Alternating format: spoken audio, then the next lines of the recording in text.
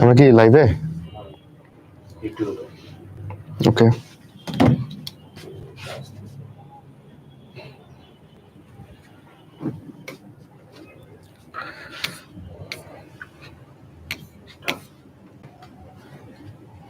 Students কেমন আছো সবাই? ভালো কিনা? ওয়েলকাম জানাই আজকের ক্লাসে, বর্জ্য নিষ্কাশনের দ্বিতীয় ক্লাসে। প্রথম ক্লাসটা বোধহয় করে ফেলেছো তুমি, তাই তোমাকে কংগ্রাচুলেশনস। দ্বিতীয় ক্লাস। আমি তোমাদের গত ক্লাসেই বলেছিলাম যে একটা মাত্র কঠিন পড়া, বাকিগুলো সহজ পড়া। একটা অড টাইমে ক্লাস শুরু করার কারণ আমি তোমাকে বলি, কারণ কালকে আমাদের ডিভিশনাল পরীক্ষা। এটা প্রিপারেশন জনিত কারণে আজকে রাতটা অনেক ব্যস্ততায় যাবে, তাই আর কি একটু আর্লি পড়িয়ে ফেলো তোমাদের। তো যারাই সরাসরি দেখছো আমাকে, কি বলবো আসলে, শুভ অপরাহ্ন। চলো আমরা কম কথায় ক্লাসটা শুরু করে দেই, ভূমিকা দীর্ঘ না করে পড়ায় চলে যাই, কারণ পড়াটাই আজকে গল্পের মতো। ওকে, তাহলে বই খাতা সামনে নিয়ে বসে পড়ো। আর হচ্ছে এই তো, চলো এই চ্যাপ্টারটাকে গিলে ফেলি আমরা চট করে। আমরা কোন পর্যন্ত পড়েছিলাম তোমার কি মনে পড়ে? আমরা পড়েছিলাম গতকালকে অসমো রেগুলেশনের আগ পর্যন্ত, এই যে এই পয়েন্টের আগ পর্যন্ত, তাই না? দেখো দাগায় টাগায় ভরে ফেলছিলাম। এই ছকটা যে পারবে না তার কি চান্স হবে বলো? দাঁড়াও, পরে করি। এই ছক যে পারবে না তাকে চান্স হবে? জীবনেও চান্স হবে না। আচ্ছা, আমরা এখন পড়বো রেচন এবং অসমো রেগুলেশনে বৃক্কের ভূমিকা। এটা দিয়ে আমাদের পড়া শুরু। রেডি তুমি পড়ার জন্য? তাহলে রেচন, তো আমরা রেচনে বৃক্কের কি ভূমিকা এটা তো আর বলার অপেক্ষা রাখে না। কিভাবে মূত্র তৈরি করছে, তার সাথে কিভাবে নাইট্রোজেন ঘটিত বর্জ্য বের করে দিচ্ছে, এটা তো তুমি অলরেডি শিখে গেছো গত ক্লাসে, তাই না? আমরা নতুন করে হচ্ছে অসমো রেগুলেশনে বৃক্কের ভূমিকা। অসমো রেগুলেশন কি এটাও বোধহয় তুমি জেনে গেছো, ঠিক তো? মনটা ভালো কিনা তোমাদের একটু লিখে ফেলো তো কমেন্টে, যে ভাই মন ভালো অথবা মন খারাপ। আরডিজিএস এর একটা ব্যাপার কি তুমি খেয়াল করেছো? আমরা কিন্তু এখন পর্যন্ত আমার জানা মতে প্রত্যেকটা ক্লাস আমরা ঠিক টাইমে শুরু করেছি। ১ মিনিটও বোধহয় এদিক সেদিক হয় নাই, আমার যতদূর মনে পড়ে। আচ্ছা, বাদেও একটা ক্লাসে হতেও পারে। বাট আমরা স্ট্রিক্টলি এটা নিজেদের মধ্যে আসলে কি বলা যায়? আমরা নিজেরাই ইভলভ করেছি, বিবর্তিত হয়েছি, যেন তোমাদের ১ টা মিনিট সময় নষ্ট না হয়। তাই মাঝে মধ্যে দেখবা একটু আগে শুরু করে ফেলি ক্লাস, তাই না? যেন তোমরা এসেই ক্লাসটা দেখতে পাও। কথায় ফিরি বাচ্চারা, এই যে বডিতে পানির নিয়ন্ত্রণ, পানির পরিমাণটা নিয়ন্ত্রিত হচ্ছে, পানি বেড়ে যাচ্ছে না, কমে যাচ্ছে না। এই ব্যাপারটা আমাদের কিডনি হেল্প করছে। কিভাবে করছে সেটাই আমরা দেখব। রেডি তুমি দেখার জন্যে? আচ্ছা, রেচনের বৃক্কের ভূমিকা তুমি রিডিং পড়লে পারবা, ঠিক আছে? আচ্ছা, অতিরিক্ত অ্যামাইনো অ্যাসিড দেহে জমা থাকতে পারে না। হয় অ্যামাইনো অ্যাসিডটা শক্তি তৈরিতে খরচ হয়ে যাবে, এটিপি তৈরি করবে এবং ওই যে কিটো অ্যাসিড তৈরি হবে এবং এক্সট্রা বর্জ্য হিসাবে অ্যামিন NH2 তৈরি করবে, যেটা আল্টিমেটলি ইউরিয়াতে রূপান্তরিত হবে। মানে বুঝতে পারতেছো তো? আচ্ছা, আরেকটা হচ্ছে যে অ্যামাইনো অ্যাসিডটা প্রোটিনে রূপান্তরিত হয়ে যেতে পারে। তুমি অ্যামাইনো অ্যাসিডকে জমা করে রাখতে পারবা না খুব বেশি। হয় সে প্রোটিন হিসেবে জমা থাকবে, নয়তো সে এটিপি হিসেবে এটিপি তৈরি করে খরচ হয়ে যাবে। তখন অ্যামিন বর্জ্য তৈরি হবে। যাই হোক। সো আমরা রেচনের বৃক্কের ভূমিকার মধ্যে কি বর্জ্য বৃক্ক অপসারণ করছে দেহ থেকে, ওইগুলা কিভাবে তৈরি হচ্ছে সেগুলো দেখতেছি। তো ইউরিয়া বর্জ্য কেমনে তৈরি হচ্ছে গত ক্লাসে ওইটা আমরা পড়ে ফেলেছি, তাই না? এই যে ডিঅ্যামাইনেস এনজাইম, এটা কোথায় ব্যবহৃত হবে? আল্লাহ, তুমি তো ডিঅ্যামিনেশন কালকে পড়ছো না? যে যেই প্রক্রিয়ায় অ্যামাইনো অ্যাসিড থেকে অ্যামিন গ্রুপকে পৃথক করে দেই, সেটাই ডিঅ্যামিনেশন প্রক্রিয়া। ওই প্রক্রিয়াতে যে এনজাইম ব্যবহৃত হবে সেটাই ডিঅ্যামিনেস। যেকোনো এনজাইমের নাম চেনার উপায় কি জানো? নামের শেষে যদি এস থাকে তাহলে এটাই হচ্ছে এনজাইম। যেমন ধরো, যে এনজাইম রাহাত ভাইকে ভেঙে দিবে, ওই এনজাইমের নাম কি হবে? ওই এনজাইমের নাম হবে রাহাতেস, তাই না? বা ধরো অন্তর ভাইকে ভেঙে দিলে সেই এনজাইমের নাম কি হবে? অন্তরেস। অন্তরেস। তো নামের শেষে খালি এস লাগাই দিলেই হবে, তাহলে এটা এনজাইম হয়ে যাবে। তাহলে ডি অ্যামিনেস বা ডি অ্যামাইনেস, শেষে একটা এস আছে না, তাহলে এটা একটা এনজাইম। আর ডিঅ্যামিনেশন ওটা হচ্ছে প্রক্রিয়া বা বিক্রিয়াটার নাম। ওকে, এই কথাগুলো আমরা গত ক্লাসে পড়ে ফেলছি। অর্নিথিন চক্রের মাধ্যমে কিভাবে ইউরিয়া তৈরি হচ্ছে, এটা আর বলবো না। ইউরিক অ্যাসিড, এটাও তো আমাদের একটা বর্জ্য। তুমি এখন এখানে প্রতিবাদ করে উঠতে পারো যে না না ভাই, আপনি গতকালকে বলছেন ইউরিক অ্যাসিড তো ঘাস ফড়িং, তেলাপোকা, এই পতঙ্গগুলোর বর্জ্য, আপনি এখন বলতেছেন আমাদের বর্জ্য। বাচ্চারা মনে করে দেখো, ঘাস ফড়িং এর প্রধান রেচন বর্জ্য ইউরিক অ্যাসিড, আমাদের প্রধান রেচন বর্জ্য ইউরিয়া, এটা সত্য। কিন্তু প্রধান ছাড়াও তো আরো অপ্রধান কিছু থাকতে পারে নাকি? তা আমাদের ইউরিক অ্যাসিডও থাকে, কিন্তু এটার পরিমাণ কম ইউরিয়ার থেকে, তাই ইউরিয়াটাই প্রধান রেচন বর্জ্য আমাদের। তাহলে এই ইউরিক অ্যাসিড কিভাবে তৈরি হচ্ছে, এই ছবিটা একটু দেখতে জানলে তুমি দেখবা সহজেই হয়ে যাচ্ছে। এই কথাগুলো এখানে লেখা। তাহলে আমরা ধরো চিন্তা করো একটু, আমাদের দেহে অনেক ডিএনএ আরএনএ আছে না? ডিএনএ আরএনএ এর মধ্যে কি থাকে বলো? নাইট্রোজেন বেস থাকে, তোমরা পড়ছো, পিউরিন পাইরিমিডিন। পিউরিন পাইরিমিডিনের মধ্যে কি থাকে বলো? পিউরিনের মধ্যে কি থাকে? অ্যাডেনিন আর গুয়ানিন। আর পাইরিমিডিনের মধ্যে সাইটোসিন, ইউরাসিল আর হচ্ছে তোমার থায়ামিন। তো আমরা শুধু পিউরিন নিয়ে কথা বলবো। এই পিউরিন ক্ষারকগুলো আর ব্যবহৃত হচ্ছে না। বা ধরো তুমি যখন একটা মাছ খাচ্ছ, একটা মাংস খাচ্ছ, একটা সবজি খাচ্ছ, আচ্ছা ওই মাছ, মাংস, সবজির মধ্যে কি ডিএনএ নাই? আছে তো। তুমি যে মাছ, মাংস, সবজি খাচ্ছ ওটার মধ্যে তো ডিএনএ আছে। সেই ডিএনএ এর মধ্যে কি অ্যাডেনিন, গুয়ানিন নাই? আছে তো। তাহলে এইগুলো আলটিমেটলি ভাঙবে না তোমার বডিতে ঢুকে? ভাঙবে তো। তাহলে এই অ্যাডেনিন, গুয়ানিন যেগুলো তুমি খাচ্ছ বা তোমার দেহের অতিরিক্ত গুলো, এগুলা ভেঙে কি তৈরি করবে দেখো তো? ফাইনালি তৈরি করবে ইউরিক অ্যাসিড। কিভাবে তৈরি হবে সেটা না জানলেও প্যারা নাই। তবে যেহেতু সুন্দর করে একদম মানে গুছায় দিছে স্যার, তাহলে তুমি একটু দেখতে পারো। দুইটারই হাইড্রোলাইটিক ডিঅ্যামিনেশন হয়। হাইড্রোলাইটিক মানে পানির উপস্থিতিতে ভেঙে যাওয়া। হাইড্রোলাইটিক শব্দের অর্থ কি বলো? হাইড্রো মানে কি? পানি। আর লাইটিক মানে কি? ভেঙে যাওয়া। তাহলে হাইড্রোলাইটিক মানে পানির উপস্থিতিতে ভেঙে যাওয়া। তাহলে এখানে ডিঅ্যামিনেজ বলে একটা এনজাইম কাজ করে। ওই এনজাইম দিয়ে পানির উপস্থিতিতে অ্যাডেনিনটা ভেঙে যায়। ভেঙে গিয়েও হাইপোজ্যান্থিন হয়। আর গুয়ানিনটা ডিরেক্ট কি হয়ে যায়? জ্যান্থিন হয়ে যায়। হাইপোজ্যান্থিন পরবর্তীতে জারিত হয়ে ওই জ্যান্থিনই হয়। মানে অ্যাডেনিন, গুয়ানিন দুইজনই আলটিমেটলি কি হচ্ছে? জ্যান্থিন হচ্ছে। এটা একটা আচ্ছা জ্যান্থিন এটা একটা নাইট্রোজেন গঠিত, এটাও একটা বর্জ্য। এই জ্যান্থিনটা আলটিমেটলি কিসে পরিণত হচ্ছে? ইউরিক অ্যাসিডে পরিণত হচ্ছে। বুঝছো? আচ্ছা। তাহলে ইউরিক অ্যাসিড পরীক্ষাতে আসবে কি ভাইয়া এটা বলেন? পরীক্ষাতে আসবে যে ইউরিক অ্যাসিড বর্জ্যটি কিভাবে তৈরি হয় বা কোনটির বিপাকের ফলে ইউরিক অ্যাসিড তৈরি হয়। তোমাকে এটা পারতেই হবে। না পারলে কি হবে না বলো? চান্স হবে না। যে পিউরিন ক্ষারক, পিউরিন মানে কি? অ্যাডেনিন আর গুয়ানিন। এই দুইটা বিপাক হয়ে ভেঙে চুরে ফাইনালি এই বর্জ্য তৈরি হবে, ইউরিক অ্যাসিড তৈরি হবে। ওকে? ক্লিয়ার? শেষ। তারপর চলো হচ্ছে আমাদের আচ্ছা যদি তোমার ইউরিক অ্যাসিড বেড়ে যায়, ঠিক আছে? তখন এটাকে কি বলবা? হাইপার ইউরিকোসোরিয়া। লাস্টে ইউরিয়াটা থাকবেই, মানে হাইপার ইউরিকোসোরিয়া। ওই যেমন আমরা পড়ছি হেমাচুরিয়া, গ্লুকোসিউরিয়া, লিপুরিয়া, প্রোটিনিউরিয়া, শেষে কিন্তু ইউরিয়া থাকবে যেহেতু মূত্রের কথা হচ্ছে। বুঝছো? আচ্ছা, এটা কখন হয় আসলে বুঝছো? এইটা বেসিক্যালি ইউরিক অ্যাসিডটা জমে হচ্ছে, যেমন ধরো আমি নিজেই আমার ইউরিক অ্যাসিড টেস্ট করছিলাম কিছুদিন আগে। বুঝছো? কারণ আমি আমার পায়ের পাতায় একটা জায়গায় ব্যথা পাচ্ছিলাম। ডাক্তাররা ১ম এ নিজের চিকিৎসা নিজে করে। নিজের জ্ঞান থেকে আগে পরীক্ষা, ঔষধ এগুলো খায়। পরবর্তীতে অন্যদের সাথে কনসাল্ট করে। আমিও তার ব্যতিক্রম না। আমার ব্যথা পাচ্ছিলাম। আমার কাছে মনে হইলো যে এইটা ডাক্তারিতে যেটাকে গাউট বলে, GOUT গাউট। এই রোগটা হইতে পারে আমার মনে হইলো। আর এই রোগে ইউরিক অ্যাসিড বেড়ে যায় দেহে। এবং ইউরিক অ্যাসিড গুলো ওই হাড্ডির জয়েন্টের মধ্যে জমে এই সুইয়ের মতো ক্রিস্টাল গঠন করে। আর এই সুইয়ের মতো মানে সুই বলতে এত বড়, বড় সুই না, ছোট, ছোট। ঠিক আছে? এবং এইগুলোর জন্যে তোমার একটা ব্যথা অনুভূত হয়। আমি সাসপেক্ট করলাম এইটা বোধহয় হইছে। এবং আমি টেস্ট করলাম। টেস্ট করে আমি দেখলাম যে সত্যিই আমার ইউরিক অ্যাসিড অল্প একটু বেশি। নরমাল রেঞ্জের থেকে অল্প একটু বেশি। আমার খুব আনন্দ লাগলো। কারণ ব্যাপারটা আমি নিজেই ডায়াগনোসিস করতে পারলাম। হ্যাঁ? আ নিজের ডাক্তারি বিদ্যা নিজের উপরে এপ্লাই করতে পারলাম। এখন হচ্ছে আমার ট্রিটমেন্টে আসতে হবে। তাহলে ভাই নিজের ট্রিটমেন্ট কিভাবে করলো? ব্যথার জন্যে ব্যথানাশক বা এগুলো কিছু খাই নাই। আ জাস্ট যেন ওই জায়গাটায় চাপ কম পড়ে এজন্য একটা মানে ওই কি বলে এটাকে? কিছু ব্যান্ডেজ আছে পেঁচায় রাখা যায় পায়ে। ওটা পেঁচায় রাখছিলাম। পাশাপাশি আমি যেটা করলাম কয়েকদিন একটু আগে আমি প্রচুর চিকেন ফ্রাই খাইতাম। চিকেন ফ্রাই খেয়ে একদম মানে মুরগিরা পারলে আমাকে দেখে ভয়ে কুঁচকে যাইত। বুঝছো যে এই লোকটা তো সব আমাদের বংশধর খেয়ে ফেলতেছে। তো আমি রিসেন্টলি বা ওর ওর পরে আমি মাংস খাওয়া, চিকেন ফ্রাই খাওয়া এগুলো কমাই দিছি। কেন কমাইলাম? কারণ আমি যদি বেশি পরিমাণে প্রোটিন খাই, হ্যাঁ? তাহলে সেখানে এই বেশি পরিমাণে ইউরিক অ্যাসিড তৈরি হয়। কারণ ওইগুলোর মধ্যে কি অ্যাডেনিন, গুয়ানিন এগুলোও থাকবে না। বলো? বুঝছো? তো বেশি পরিমাণে ইউরিক অ্যাসিড তৈরি হইলে আমার এই ব্যথাটা আরো বাড়তে পারে। তো ইউরিক অ্যাসিডটা একটু বেড়ে গেছিল। আমি যেন এটা কমায় নিয়ে আসতে পারি তাই আমি প্রোটিন ইনটেকটা কম করছি। বুঝছো? তো সবকিছুই একটার সাথে একটা কানেক্টেড। তুমি যখন ডাক্তারি পড়বা তখন তুমি দেখবা যে এটা অঙ্কের মতো লজিক একটার সাথে একটা মিলাইতে হবে। বুঝছো? যেমন ধরো আমি এই পড়া থেকে বের হয়ে আরেকটা পড়ার কথা বলি। হুম? তুমি যেকোনো কিডনি পেশেন্ট তোমার আশেপাশে যদি থাকে, আজকে দেখছো ডাক্তারি হয়ে যাচ্ছে আজকে বেশি, বেশি।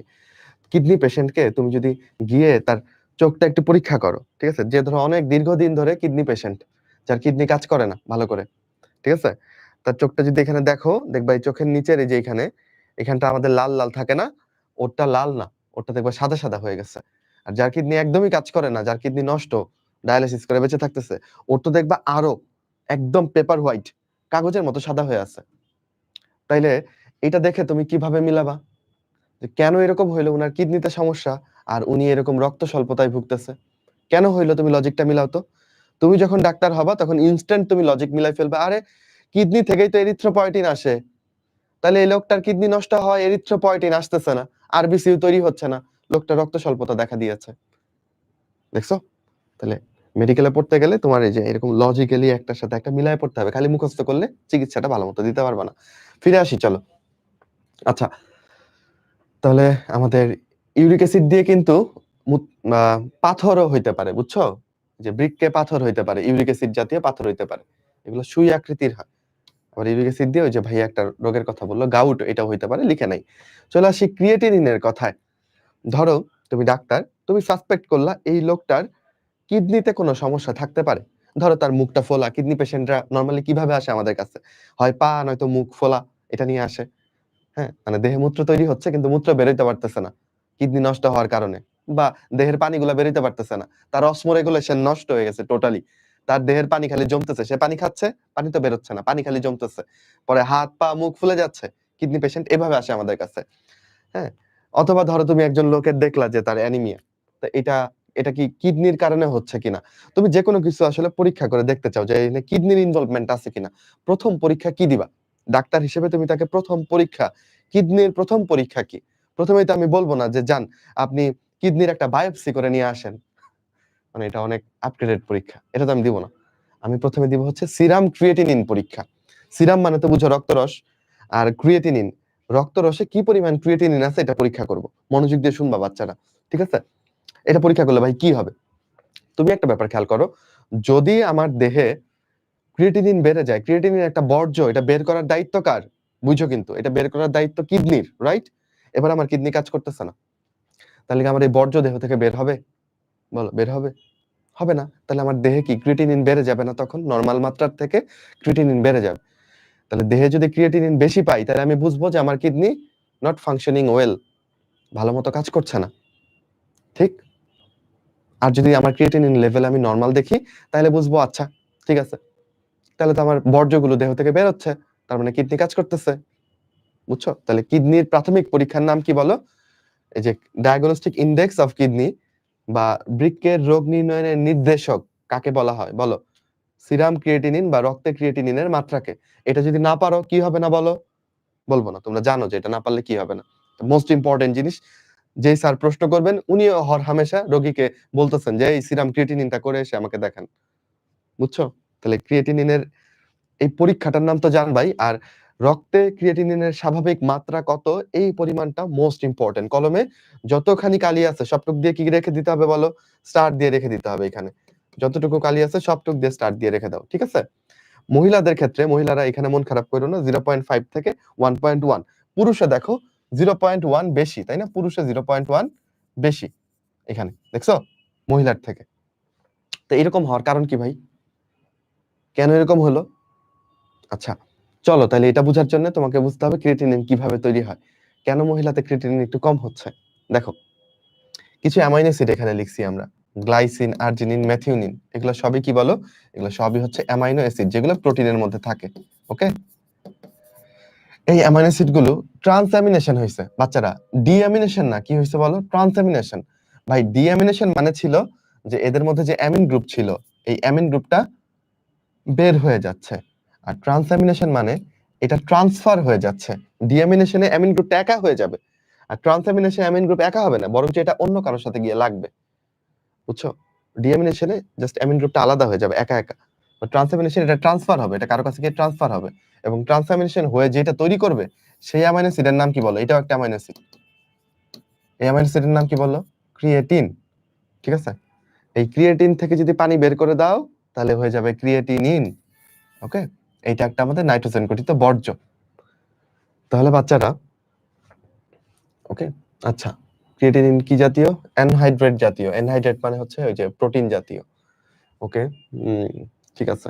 তাহলে ক্রিয়েটিন একটা কি ধরনের অ্যামাইনো অ্যাসিড দেখো? Non protein amino acid. মানে কি এটা প্রোটিন তৈরি করে না। নরমালি 20টা অ্যামাইনো অ্যাসিড আছে যারা প্রোটিন তৈরি করে। ক্রিয়েটিন এটা প্রোটিন তৈরি করে না।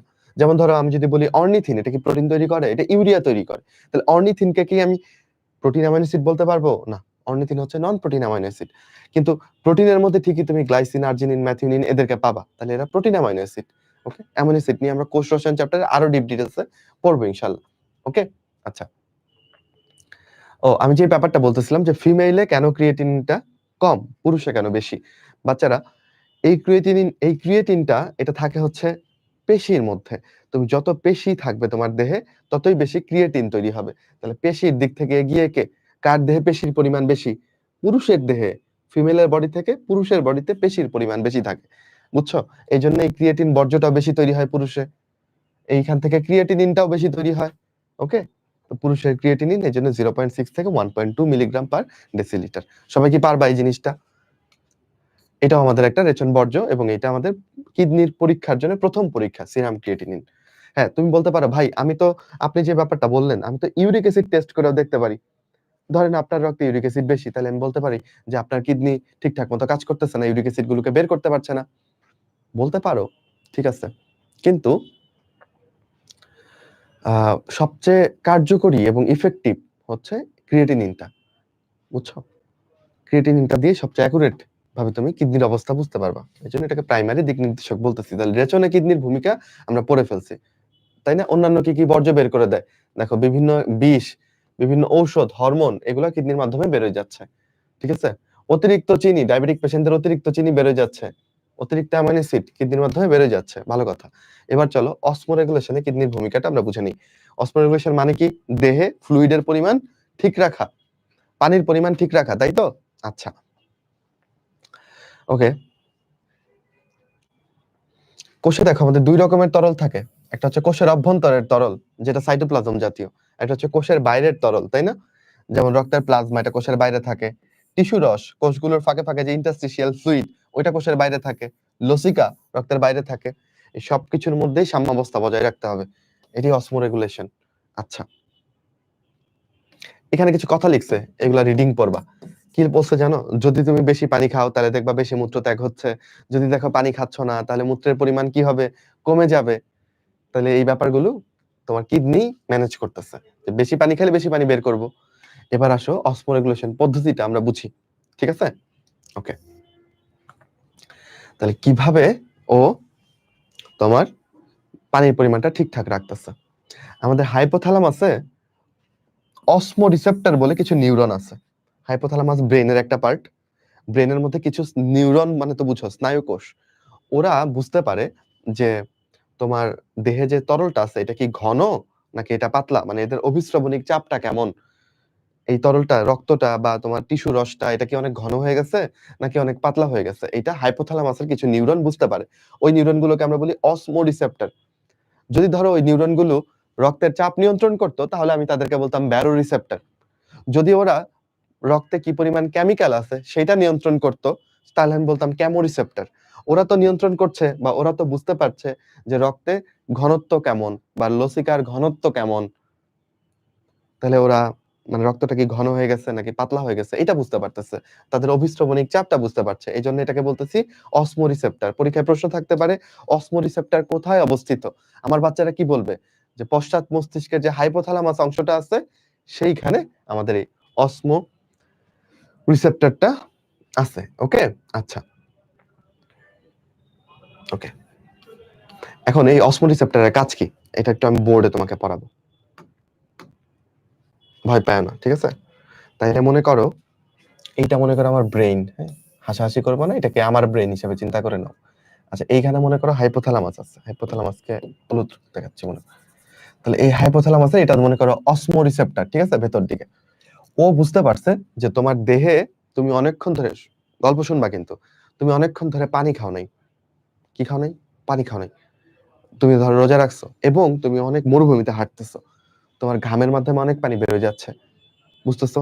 তখন তোমার দেহে রক্তের ঘনত্ব বলো বা টিস্যু রসের ঘনত্ব বলো এটা কি বেড়ে যাবে না? যেহেতু দেহ থেকে পানি ঘামের মাধ্যমে বের হয়ে যাচ্ছে, তুমিও পানি খাচ্ছ না। বুঝতেছো? তখন তোমার কি করা উচিত বলে তোমার মনে হয়? তখন অবশ্যই মূত্রের মাধ্যমে যেন পানি বেশি বের হয়ে না যায় সেটা সিদ্ধান্ত নেওয়া উচিত না? বলো? উচিত।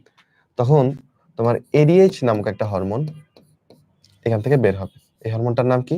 এডিএইচ মানে অ্যান্টি ডাইউরেটিক হরমোন। ফুল নাম কি বলো? Anti diuretic hormone. তোমরা আমাকে বলো ডাইউরেটিক মানে কি? তোমরা কালকেই পড়ছো যে ডাইউরেসিস মানে যদি বেশি মূত্রত্যাগ হয় তখন আমরা এটাকে বলি, বা যারা বেশি মূত্রত্যাগ করায় হেল্প করে তাদেরকে আমরা ডায়ুরেটিক পদার্থ বলি। তাহলে অ্যান্টিডায়ুরেটিক কাকে বলবা? যে মূত্রের পরিমাণ কমায় দিবে। তাহলে কেন ও এডিএইচ নিঃসরণ করলো তুমি কি বুঝতে পারছো? কেন অ্যান্টিডায়ুরেটিক হরমোন নিঃসরণ করলো? কারণ তোমার এখন দেহে পানির খুব অভাব। এখন ডায়ালিসিস হইলে হবে না, মূত্র বেশি ত্যাগ হইলে হবে না, এখন হইতে হবে অ্যান্টিডায়ালিসিস, মূত্র কম ত্যাগ হইতে হবে। তাহলে এই এডিএইচটা ক্ষরণ হইলো হাইপোথ্যালামাস থেকে, বুঝছো? যেটা পশ্চাৎ পিটুইটারিতে গিয়ে জমা থাকে, পশ্চাৎ পিটুইটারি এটার নিচেই থাকা আরেকটা গ্রন্থির একটা ছোট্ট পার্ট, ওইখান থেকে আলটিমেটলি এডিএইচটা আসলো। তাহলে এডিএইচ তৈরি হয় হাইপোথ্যালামাসে, তারপর জমা থাকে পশ্চাৎ পিটুইটারিতে, সেখান থেকে সে রক্তে আসলো, রক্ত থেকে সে আলটিমেটলি কোথায় চলে যাবে মনে করে দেখো? সে চলে যাবে হচ্ছে কিডনিতে, ঠিক তো? আমাদের কিডনিতে চলে আসবে। কিডনির কোথায় গিয়ে কাজ করবে? কিডনির যে নেফ্রন ছিল, সেই নেফ্রনের যে দূরবর্তী পেঁচানো নালিকা ছিল, তাই না? এটা মনে করো দূরবর্তী পেঁচানো নালিকা, এইখানে হচ্ছে তোমার এডিএইচটা গিয়ে কাজ করবে দূরবর্তী পেঁচানো নালিকাতে। কিছু পরিমাণে অল্প পরিমাণে কালেক্টিং ডাক্টেও কাজ করতে পারে, বাট এই দূরবর্তী পেঁচানো নালিকাতে এডিএইচটা গিয়ে কাজ করবে। কি কাজ করবে? এর চারপাশে কি ছিল? ক্যাপিলারি ছিল না? এর চারপাশে অনেক ক্যাপিলারি ছিল, পেরিটিউবুলার ক্যাপিলারি, গত ক্লাসে পড়ছো এগুলো, ধরো কৈশিক জালিকা। এডিএইচ কি করবে? এদিক দিয়ে তো মূত্রটা যাচ্ছিল, রাইট? মূত্রটা থেকে সে কি করবে? অতিরিক্ত পানিগুলো রক্তে প্রবেশ করাই দিবে, যে যাও তোমরা তাড়াতাড়ি রক্তে চলে যাও। মূত্রের মাধ্যমে এত পানি বের করার বিলাসিতা করার সুযোগ আমাদের নাই। ব্রেইন আমাকে পাঠাইছে তোমার কাছে যেন মূত্র থেকে এক্সেস পানিটা আমি শোষণ করে রেখে দেই, কারণ দেহে পানি নাই, লোকটা পানি খাচ্ছে না, লোকটা ঘামের মাধ্যমে পানি বেরোয় যাচ্ছে, দেহে পানির খুব অভাব, মূত্রের মাধ্যমে এত পানি আমি বের করতে পারবো না। তাই নরমালি তোমার 1 মিনিটে এদিকে হয়তো বা 1 মিলি রক্ত বেরোতো, 1 মিলি মূত্র বেরোইতো, তাই না? মূত্র, আচ্ছা। এখন যেটা হবে, এখন এটার পরিমাণ আরো কমে যাবে, কিন্তু এটা কি হবে? অনেক ঘন মূত্র হয়ে যাবে না? যেহেতু পানি শোষিত হয়ে গেছে, আগের যে মূত্রটা ছিল সেই মূত্র থেকে পানিটা শোষণ করে নিছে, বর্জ্য কিন্তু শোষণ করো নাই, তাহলে মূত্রটা অনেক ঘন হয়ে আসবে না? তখন তুমি কি দেখতে পাবা? তুমি দেখতে পাবা যে মূত্রটা হয়ে গেছে ঘন হলুদ, তাই না? ঘন হলুদ হয়ে গেছে। এটাকে আমরা ইংরেজিতে বলতে পারি হাইপারটনিক। হাইপার মানে বেশি, টোন মানে ঘনত্ব। তাহলে হাইপারটনিক মূত্র তৈরি হবে। হাইপারটনিক মূত্রে পানির পরিমাণ কম, বর্জ্যের পরিমাণ ঠিকই থাকবে। তাহলে আজকের পর থেকে যদি কখনো তুমি নিজে মানে লোকেট করো যে তোমার মূত্রের রং অনেক বেশি ঘন হয়ে গেছে, তখন তুমি প্রথমেই নিজেকে জন্ডিসের রোগী বলবা না, বরঞ্চ তুমি একটু চিন্তা করবা আজকে কি তুমি পানি কম খেয়েছো কিনা, অনেক দৌড়াদৌড়ির জন্য পানি খাইতে পারো না, এমন হইতে পারে। হ্যাঁ, বা আজকে কি তোমার বেশি ঘাম ঝরেছে কিনা এবং পানি খাও নাই, এই ব্যাপারগুলো ঘটেছে কিনা। যদি এটা ঘটে থাকে তাহলে এই মেকানিজমটা চিন্তা করার চেষ্টা করবা, যে তখন আমার দেহ থেকে আমার হাইপোথ্যালামাস থেকে এডিএইচ আসছে, অ্যান্টিডায়োটিক হরমোন, যেটা আমার ডিস্টাল প্যাচার নালিকাতে কাজ করে আমার মূত্র থেকে পানিগুলোকে শোষণ করে নিচ্ছে, শোষণ করে নিয়ে আমার মূত্রটাকে অনেক বেশি ঘন এবং হলুদ বানাই দিচ্ছে, এবং মূত্রের পরিমাণ কি হয়ে যাবে? পরিমাণ কমে যাবে না? যেহেতু পানি শোষিত হয়ে গেছে, পরিমাণ তখন কম হবে। এবার আসো উল্টাটা চিন্তা করি, আমি প্রচুর পরিমাণ পানি খাচ্ছি, নরমালি যতটুকু পানি খাওয়ার কথা তার থেকে আরো বেশি পানি খাচ্ছি, বুঝছো? তো আমাদের মূত্র দিনে, আর আমাদের কিডনি দুইটার পাওয়ার হচ্ছে, মানে ওর যে সর্বোচ্চ সক্ষমতা, ওইটাকে যদি তুমি কাজে লাগাও তাহলে সর্বোচ্চ সক্ষমতা অনুযায়ী ও দিনে 20 লিটার মূত্র তৈরি করতে পারবে, বুঝছো? আমাদের কতটুকু মূত্র তৈরি হয়? 1.5 লিটার। বাট কিডনি দুইটার যে শক্তি ক্ষমতা বা কর্মক্ষমতা, যেমন ধরো তোমার কর্মক্ষমতা, তুমি চাইলে দিনে 3টা চ্যাপ্টার শেষ করতে পারবা, তুমি 3 পেজও পড়ো না। কিডনি চাইলে 20 লিটার মূত্র তৈরি করতে পারবে, হ্যাঁ, কিন্তু সে 1.5 লিটার তৈরি করলেই হয়ে যাচ্ছে। তার পাওয়ার কিন্তু অনেক বেশি, ইঞ্জিন কিন্তু অনেক শক্তিশালী, বুঝছো? আচ্ছা, তাহলে আমি যতই পানি খাই, ধরো আজকে আমি তোমার সাথে প্রতিযোগিতা দিয়ে 6 লিটার পানি খাইলাম, বুঝছো? এখন যদি তুমি 1.5 লিটার মূত্র তৈরি করো তাহলে কি হবে? তাহলে তো 4.5 লিটার পানি তোমার দেহে জমে যাবে, তুমি তো ফুলে বেলুন হয়ে যাবা। এটা কি হইতে দেওয়া যাবে? না। তাহলে যত পানি খাবো তত পানি বের করে দিতে হবে। তাহলে তখন তোমার দেহে 6 লিটারই মূত্র তৈরি করতে হবে। কিডনি তখন অনেক বেশি কাজ করবে, বুঝছো? তখন কি এই এডিএইচ হরমোনের কোনো ভূমিকা আছে? না। তখন এডিএইচ কোনোভাবেই বের হবে না। অসমোরিসেপ্টর তখন কোনোভাবেই এডিএইচ কে বের হইতে উদ্দীপ্ত করবে না, যে তোর কোনো যাওয়ার দরকার নাই, ওর দেহে প্রচুর পানি আছে, ও পানি খাইছে, ও পানি বের করুক, তোর গিয়ে এখানে আবার মূত্র থেকে পানি শোষণ করার মতো ছোট লোকের কাজ তোকে গিয়ে আর করতে হবে না, তুই বসে থাক। যখন পানির অভাব হবে তখন না হয় তুই বের হইস। আমি কি বুঝাইতে পারছি তোমাদের ব্যাপারটা? কিভাবে কিডনি আমাদের অসমো রেগুলেশন করতেছে, দেহে পানির সাম্যতা রক্ষা করছে। তাহলে এখানে একটা হরমোন যদি বলতে হয়, that's called ADH, antidiuretic hormone, যে এখানে মুখ্য ভূমিকাটা পালন করতেছে। বাচ্চাদের একটু কমেন্ট দেখবো যে আমার এই আলোচনা বাচ্চারা বুঝলো কিনা। অসমো রেগুলেশনে কিডনির ভূমিকা আমি সামারি করব, সমস্যা নেই, কিন্তু প্রাথমিকভাবে কে কে বুঝছো এটা একটু শুনতে চাচ্ছি। রেগুলেশনে কিডনির ভূমিকা আমি সামারি করব, সমস্যা নেই।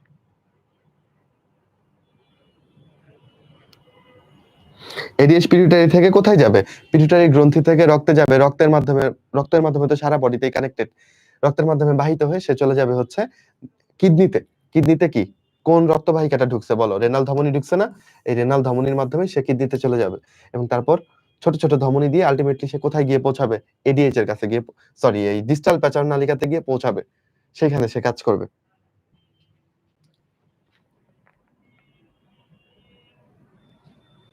যদি এডিএইচ সিক্রেশন হয় কোথা থেকে, আনসার কি হবে? আচ্ছা, এটা একটা ট্রিকি কোশ্চেন। আশা করা যায় অপশনে হাইপোথ্যালামাস এবং পশ্চাৎ পিটুইটারি একই সাথে থাকবে না, যে কোনো একটা থাকবে, ওইটা তুমি দাগাবা। ঠিক আছে? আচ্ছা, যারা বুঝো নাই তাদের জন্য আবার একটা সামারি করি। আমি যখন বেশি পানি খাবো তখন বেশি পানি বের করে দিব, রাইট? কোনো সমস্যা নেই।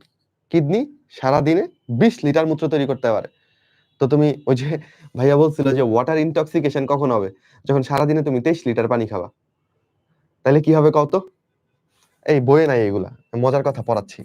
তুমি যদি 23 লিটার পানি খাও, কিডনির সর্বোচ্চ ক্ষমতা কত? 20 লিটার। তা এক্সট্রা 3 লিটার পানি তোমার বডিতে তখনও জমে থাকবে। Don't try this at home. ঠিক আছে? যে আমি আজকে 23 লিটার পানি খাবো, ভাই বলছে না। এই 3 লিটার পানি, তোমার রক্ত ছিল আগে 5 থেকে 6 লিটার। ধরো এখন হয়ে গেছে তোমার রক্ত 8 থেকে 9 লিটার। এই 8 থেকে 9 লিটার রক্ত কি তোমার দেহে রক্তবাহিকার মধ্যে আটতে পারবে? এই পানি দেহের মধ্যে জমে দেহ ফুলে যাবে না? বলো? এবং তুমি মরেও যাবা। বুঝছো? তাহলে কিডনির ক্ষমতা যতটুকু 20 লিটার, ওইটুকু পর্যন্ত তুমি পানি খাইতে পারো। এর চেয়ে বেশি পানি খাইলে ওয়াটার ইনটক্সিকেশন হয়ে যাবে। পানি খেয়ে তুমি মরে যাচ্ছ। আচ্ছা, মেডিকেলে গেলে এগুলো আরো পড়বা। ইন্টারেস্টিং খুবই। তো যেটা বললাম, পানি যত বেশি খাবা, কিডনি তত বেশি মূত্র তৈরি করবে, তখন কোনো সমস্যা নেই। কিন্তু পানি যদি কম খাও এবং দেহ থেকে যদি ঘামের মাধ্যমে পানি বেশি বের হয়ে যায়, তখন দেহে কি হয়? রক্তটা অনেক ঘন হয়ে যায়, টিস্যু রসটা অনেক ঘন হয়ে যায়। এগুলো বুঝতে পারে হাইপোথ্যালামাসে থাকা অসমোরিসেপ্টর। অসমোরিসেপ্টর তখন হাইপোথ্যালামাসকে বলে তুমি একটু এডিএইচ ক্ষরণ করো তাড়াতাড়ি, এটা পশ্চাৎ পিটুইটারি যাক, পশ্চাৎ পিটুইটারি থেকে সেটা রক্তে যাক, আলটিমেটলি এটা কোথায় চলে যাক? নেফ্রনের ডিস্টাল প্যাচার নালিকাতে চলে যাক, গিয়ে মূত্রের মাধ্যমে যে অনেকখানি পানি বের করে দেওয়ার পায়তারা তারা করছে, এইটা থেকে যেন পানিটা সে শোষণ করে নেয়। কারণ এই লোকটার দেহে পানি নাই, এই লোকটার এত অল্প পানি নিয়ে সে বাঁচবে না। তাহলে মূত্র থেকে যেন পানিটা আমরা শোষণ করে নিই। তখন আমাদের হাইপারটনিক মূত্র তৈরি হয়, যেটা অনেক বেশি ঘন, হলুদ এবং পরিমাণে কম। এই ছিল আমাদের পড়া। এভাবেই কিডনি আমাদের অসমো রেগুলেশন করে। আচ্ছা, এডিএইচ হরমোনটার আরেকটা নাম আছে। এটা যখন রক্তবাহিকার উপর কাজ করে, ঠিক আছে, তখন ওর নাম হচ্ছে ভেসোপ্রেসিন। তখন ওর নাম কি বলো? ভেসোপ্রেসিন। একই হরমোন, দুই জায়গায় কাজ করার জন্য দুই রকমের নাম। যেমন ধরো আমি মানুষ একই, আমার বাসায় আমার নাম হচ্ছে শুভ। বুঝছো? কারণ আমি যখন জন্মেছিলাম, আমার আমি যখন মায়ের পেটে আসলাম তখন আমার বাবা চাকরি পেলেন, আমার একজন ফুপুর বিয়ে হচ্ছিল না, ওনার বিয়ে হলো। তা আমার এই সবকিছু মিলে আমার নাম শুভ রেখে দিয়েছে, যে সব শুভ শুভ ব্যাপার ঘটছে। ঠিক আছে? তো আমার ফ্যামিলিতে আমি শুভ নামে পরিচিত। আবার ঢাকা মেডিকেলে আসার পর দেখলাম আমার ব্যাচে 6 জন না 7 জন শুভ। বুঝছো? তো তখন আমাকে বাধ্য হয়ে রিজভী নাম ধারণ করতে হলো। তোমাদের কাছে আমি রিজভী নামেই পরিচিত। একেক জায়গায় আমার নাম যেরকম একেক রকম, মানুষ আমি একটাই। হরমোনের ক্ষেত্রে বাচ্চারা এডিএইচ হরমোনটা যেইটা ভ্যাসোপ্রেসিন হরমোন সেটাই। শুধু সে যখন কিডনিতে কাজ করে মূত্রের পরিমাণ কমাবে, তখন তার নাম অ্যান্টিডায়োটিক হরমোন। আর যখন সে রক্তবাহিকার উপর কাজ করে, রক্তবাহিকাকে সংকুচিত করে দিবে। ঠিক আছে? এটা মনে করো প্রসারিত, আর এটা মনে করো সংকুচিত। তখন তার নাম কি বলো? ভ্যাসোপ্রেসিন। তো এরকম করলে কি হয়? রক্তবাহিকাকে সংকুচিত করলে কি হয়? আলটিমেটলি ব্লাড প্রেশার বাড়ে, তাই না? তাহলে এডিএইচ আমাদের ব্লাড প্রেশার বাড়াইতে হেল্প করে। ঠিক তো? বুঝতেছো ব্যাপারটা? ক্লিয়ার কিনা বলো?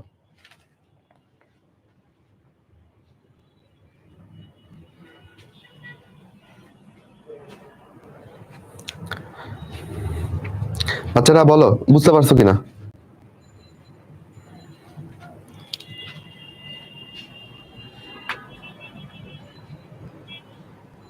আচ্ছা, তাহলে আমি পরের টপিকে যাই, ঠিক আছে?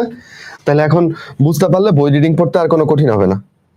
আচ্ছা, এখন আমরা পানির সমতা তো বুঝলাম, কিন্তু খালি পানির সমতা রাখলে হবে? আমাদের আয়নেরও সমতা লাগবে, বুঝছো? তোমরা কখনো শুনছো কিনা ইলেকট্রোলাইট টেস্ট বলে একটা টেস্ট আছে? আমরা রোগীকে ইলেকট্রোলাইট টেস্ট করতে দেই, যে আপনার দেহে বিভিন্ন আয়নের পরিমাণ কেমন আছে সেটা একটু দেখি। এবার বাচ্চারা একটু মনোযোগ দিয়ে শুনো। আমি আমার পরিবার থেকে সব গল্প বলে ফেলতেছি। আমার নানার যে বাবা ছিলেন, বুঝছো, উনার হচ্ছে ২ বউ ছিল। কেন জানো? আচ্ছা, কারণ হচ্ছে ১ম যে বউ, ওই বউয়ের হচ্ছে কোনো বাবু হয় নাই, বাচ্চা হয় নাই। বুঝছো? এরপর হচ্ছে ২য় বউ বিয়ে করছেন উনি। আমার নানা সেই ২য় বউয়ের কাছ থেকে হইছেন। কিন্তু ১ম বউ হিংসায় বশবর্তী হয়ে আমার নানাকে হচ্ছে অনেকখানি লবণ খাওয়াই দিছিল, মেরে ফেলার জন্যে।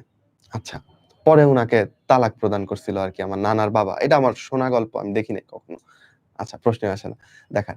তো এখন এইটা কেন বললাম? কারণ লবণ খাইয়ে মানুষকে মেরে ফেলা যায়। কারণ দেহে সোডিয়ামের মাত্রার একটা লেভেল থাকে। বুঝছো? তুমি যদি এক্সেস লবণ খাও তাইলেও তুমি মরতে পারো। এই ২ চিমটি লবণ খেলে কিছু হবে না হয়তো। কিন্তু বাচ্চাদের ক্ষেত্রে ওই ২ চিমটি ৩ চিমটি লবণই অনেক কিছু। বাচ্চাদের দেহ তো ছোট। ওদেরকে যদি একটু বেশি পরিমাণে লবণ খাওয়ায় দেওয়া যায় তাহলে বাচ্চারা মরে যায়। মনোযোগ দিয়ে শুনো বাচ্চারা। তোমরাও তো বাচ্চা। আচ্ছা, আমাদের কাছে অনেক ছোট বাচ্চা মানে পেডিয়াট্রিক্স এ রোগী আসে এরকম। কিরকম জানো? মা হচ্ছে বাচ্চাকে স্যালাইন খাওয়াইছে। এখন বাচ্চার অবস্থা খুব খারাপ। বাচ্চা চোখ-টোখ খুলতেছে না, দুর্বল হয়ে গেছে। হ্যাঁ? যায় অবস্থা। বাচ্চার ইলেক্ট্রোলাইট টেস্ট করে দেখা যায় যে বাচ্চার রক্তে সোডিয়াম আয়নের ঘনমাত্রা, ক্লোরাইড আয়নের ঘনমাত্রা অনেক বেশি। পরে কাহিনী কি হইছে? ভালোমতো হিস্ট্রি নিয়ে বুঝা যায় যে বাচ্চার ডায়রিয়া হইছিল। ডায়রিয়া হলে স্যালাইন খাওয়াইতে হবে সবাই জানে। তো মা হচ্ছে অতি আদরে অল্প পানিতে পুরো প্যাকেট স্যালাইন গুলছে। যে বাচ্চারে তো এই নরমালি একটা স্যালাইন তো 1/2 লিটার পানিতে গুলার কথা ১ প্যাকেট স্যালাইন। তো যদি আমি ওই 1/2 লিটার পানিতে গুলি তা বাচ্চা তো পুরো স্যালাইন খাইতে পারবে না, ছোট বাবু। তো মা কি করছে? অল্প পানিতে পুরো স্যালাইন গুলছে। গুলে ওটা চামচ দিয়ে বাচ্চারে খাওয়াইছে। তো বলো এটা লবণ খাওয়ানোই হয়ে গেল না? তো বাচ্চার দেহে এত উচ্চ ঘনমাত্রার সোডিয়াম প্রসেস করতে পারে না। পরে এখানে হাইপারনেট্রিমিয়া হয়ে যায়। বুঝছো? সোডিয়ামের মাত্রা অনেক বেড়ে গিয়ে।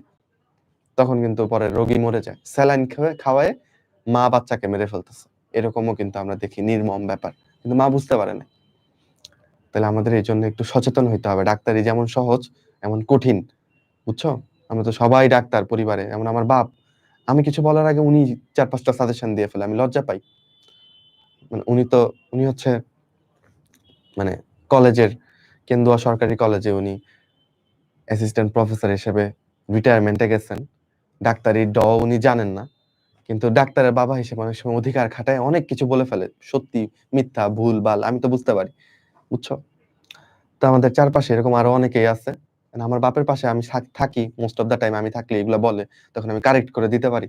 কিন্তু দেখা যায় যে আমাদের আশেপাশে অনেকেই আছে যারা মানে কবিরাজি টাইপের বা দৈবভাবে উনি জানতে পারছে এই টাইপের জিনিসপত্র চারপাশে ছড়িয়ে দিচ্ছে এবং এটা অকপটে অনেকে বিশ্বাস করে ওইগুলা সেবন করে অনেক ক্ষতিগ্রস্ত হচ্ছে। রাস্তার পাশে দেখবা এরকম কিছু লোকজন ঔষধপত্র বেচতেছে। জীবনেও এগুলা কিনে আশেপাশে যেন কেউ না খায়। ঠিক আছে? আচ্ছা, বেশি কথা বলে ফেললে পড়া অনেক দেরি হয়ে যাবে। চলো সামনে যাই। ওকে।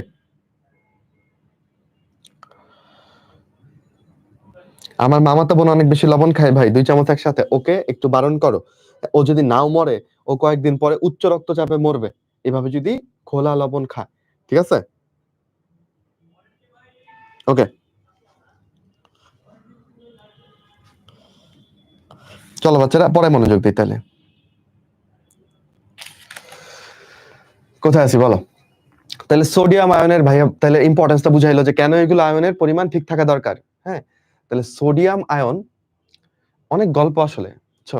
আমি এত গপ্পিস্ট, ২ টা ক্লাস দেওয়ায় আমি গল্পগুলোকে কোনোভাবেই গলা চিপে রাখতে পারতেছি না। সব গল্প বের হয়ে যাচ্ছে।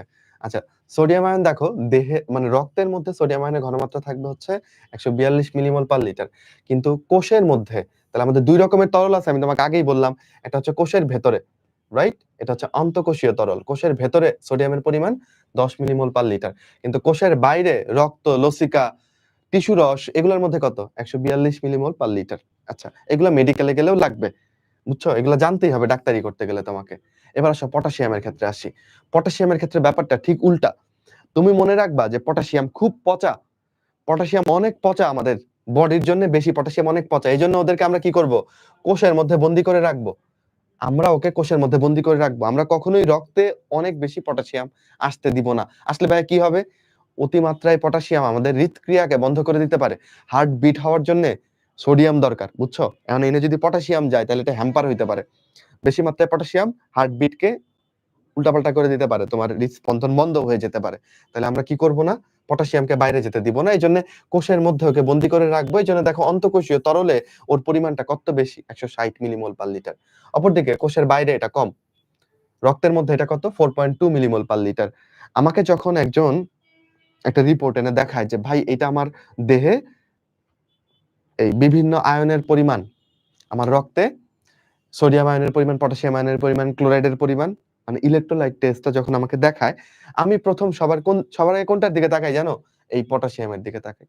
কারণ সোডিয়াম যদি 142 থেকে 145 হয়ে যায় কোনো সমস্যা নেই, কিন্তু এই পটাশিয়াম যদি 4.2 থেকে 6.2 হয়ে যায়, এটা একজন ডাক্তার হিসেবে আমার জন্য মারাত্মক চিন্তার ব্যাপার। কারণ পটাশিয়াম তো পচা, রক্তে ওর পরিমাণ তো বাড়তে দেওয়া যাবে না। আমি কি বুঝাইতে পারতেছি তোমাকে? এভাবে একটু মনে রাখবা। এবার একটু মেনশন করি আবরার ফাহাদের কথা। আবরার ফাহাদ যে কিনা শহীদ হয়েছিল বুয়েটে, ওর সহপাঠীরাই বা ওর সিনিয়ররা ওকে মারছে। ওর ক্ষেত্রে কি ঘটছে জানো? ওর ক্ষেত্রে যেটা হয়েছে, এত বেশি মারা হয়েছে যে ওর পেশি কোষগুলো ফেটে গেছে। পেশি কোষগুলো ফেটে যাওয়ার পর সেখান থেকে, এটাকে বলি আমরা, আচ্ছা যাক, কঠিন করে লাভ নাই। তো পেশি কোষগুলো ফেটে যাওয়ার পর সেখান থেকে কোষের ভেতরে কি থাকে, পটাশিয়াম। তাহলে অনেক পরিমাণে কোষ ফেটে গেলে কোষের ভেতর থেকে পটাশিয়াম গুলো রক্তে বা টিস্যুতে উন্মুক্ত হয়ে যাবে না, বলো? তখন কি হবে, এই পটাশিয়ামটা বেড়ে যাবে। এই পটাশিয়াম গিয়ে হৃদস্পন্দন বন্ধ করে দিয়ে মানুষকে মেরে ফেলতে পারে, বুঝছো? বুঝাইতে পারছি তোমাকে? মনে রাখো, কত কথা বললাম। আরো কিছু ব্যাপার দেখা যায়। আচ্ছা বাচ্চারা, বলো তো কোনটা ভালো, স্যালাইন 5 টাকা দামের স্যালাইন ভালো নাকি 150 টাকা দামের ডাবের পানি ভালো? একজন মানুষ হিসেবে তোমার জন্য সুস্বাদু কোনটা এটা বলি নাই, কোনটা তোমার দেহের জন্য বেশি ভালো বা কার্যকরী? উত্তর হচ্ছে স্যালাইন, ডাবের পানি না। তবে দুঃখজনক, আমাদের দেশে জনসচেতনতা সৃষ্টির লক্ষ্যে এই ভিডিওগুলো, এই অংশগুলো কেটে পারলে তুমি শেয়ারও করতে পারো, ঠিক আছে? ভাইয়া বলছে যে ডাবের পানি থেকে স্যালাইন এটা বেটার। কেন? কারণ একজন মানুষ, তুমি ধরো বললা যে আপনি ডাবের পানি খান রোগীকে, দেখবা যে রোগীর লোকরা ডাবের পানিকে মহা ঔষধ ভাবা শুরু করে, যে এটার মধ্যেই বোধহয় সব রোগের নিরাময় আছে। এবং এখানে সোডিয়াম, পটাশিয়াম বা অন্যান্য আয়নের মাত্রাগুলো আমাদের দেহের মতো না, বরঞ্চ এখানে পটাশিয়ামটা একটু বেশি পরিমাণে আছে, অল্প একটু বেশি পরিমাণে আছে নরমালের থেকে। তাহলে তুমি যদি অনেক বেশি ডাবের পানি পান করো, তোমার দেহে পটাশিয়াম কি হইতে পারে, বেড়ে যাইতে পারে। কিন্তু তুমি যদি স্যালাইন খাও গুলে, তাহলে ওইখানে পটাশিয়ামের পরিমাণ, সোডিয়ামের পরিমাণ আমার দেহের মতোই আছে। ওইটা আমার দেহের ইলেকট্রোলাইট ইমব্যালেন্স করবে না, বুঝছো? তো অনেক রোগী আছে যারা ওই ডাবের পানি খাওয়াকে একদম একটা মানে সিরিয়াস জব হিসেবে নিয়ে নেয়, এবং ডাব খাওয়ায় খাওয়ায় রোগীকে আরো খারাপ করে ফেলে। সবকিছু পরিমিত করতে হবে, একটা দুইটা খাইলে কোনো সমস্যা নাই দিনে, ঠিক আছে? যে দিনে 10টা ডাব খাওয়ানো হয় একটা রোগীকে, ডেফিনেটলি তার ইলেকট্রোলাইট ইমব্যালেন্স হওয়ার সম্ভাবনা থাকবে, বুঝছো? আচ্ছা, ফিরে আসি, বুঝছো?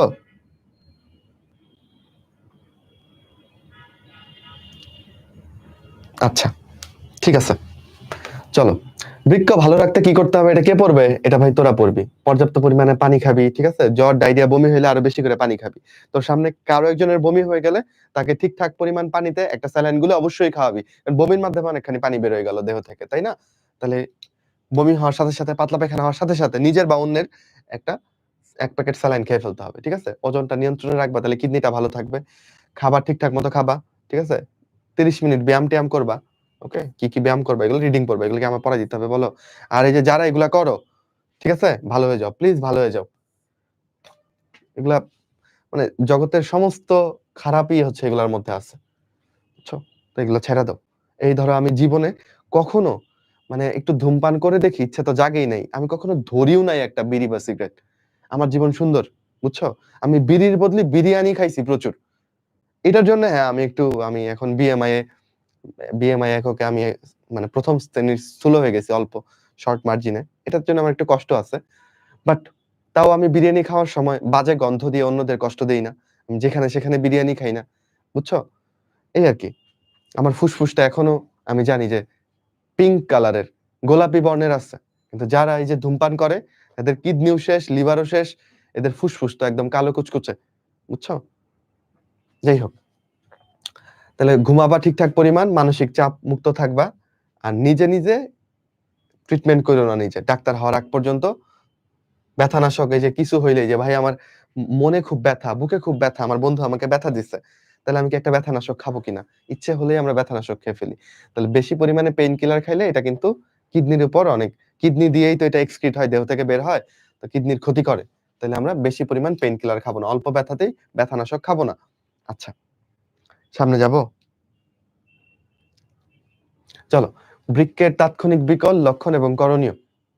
৭০ বছর বয়স যখন তোমার হয়, তোমার কিডনি ৫০% কাজ করে।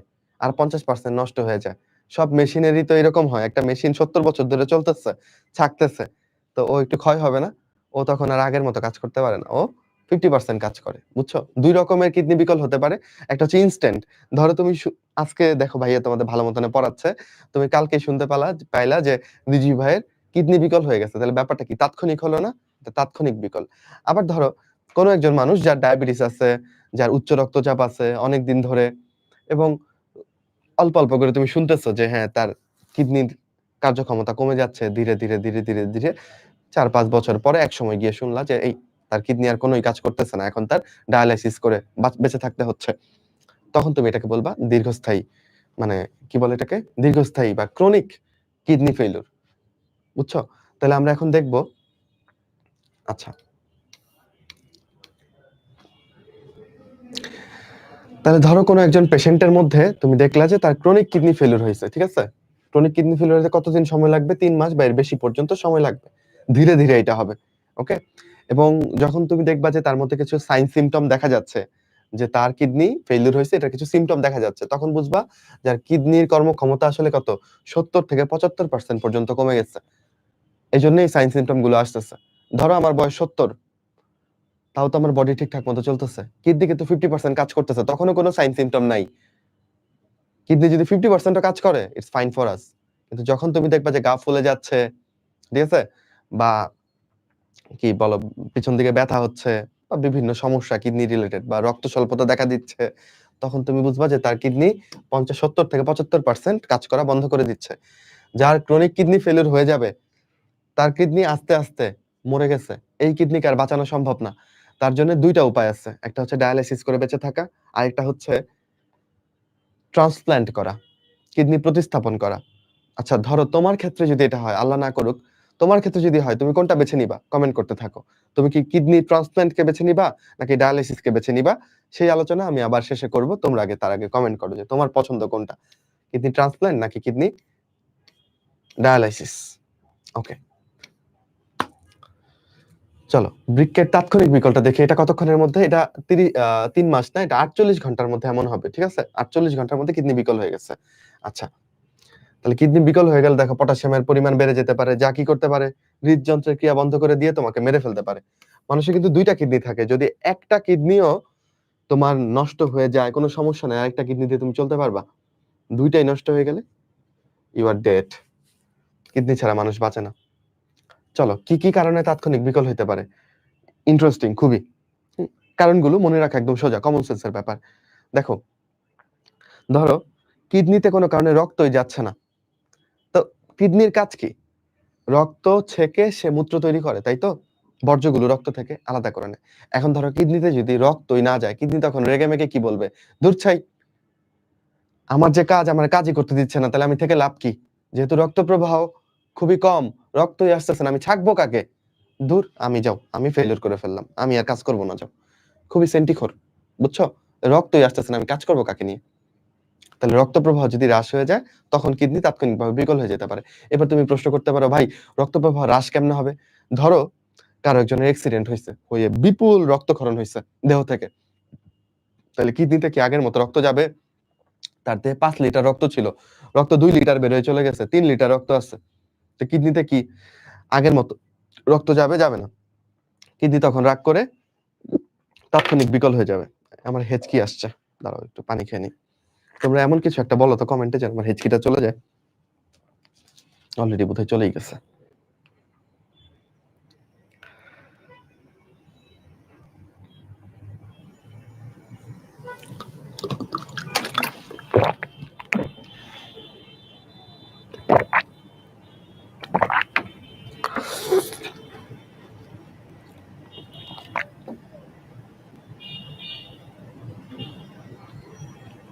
ভেরি গুড, সবাই ট্রান্সপ্ল্যান্ট বলছো, ভেরি গুড।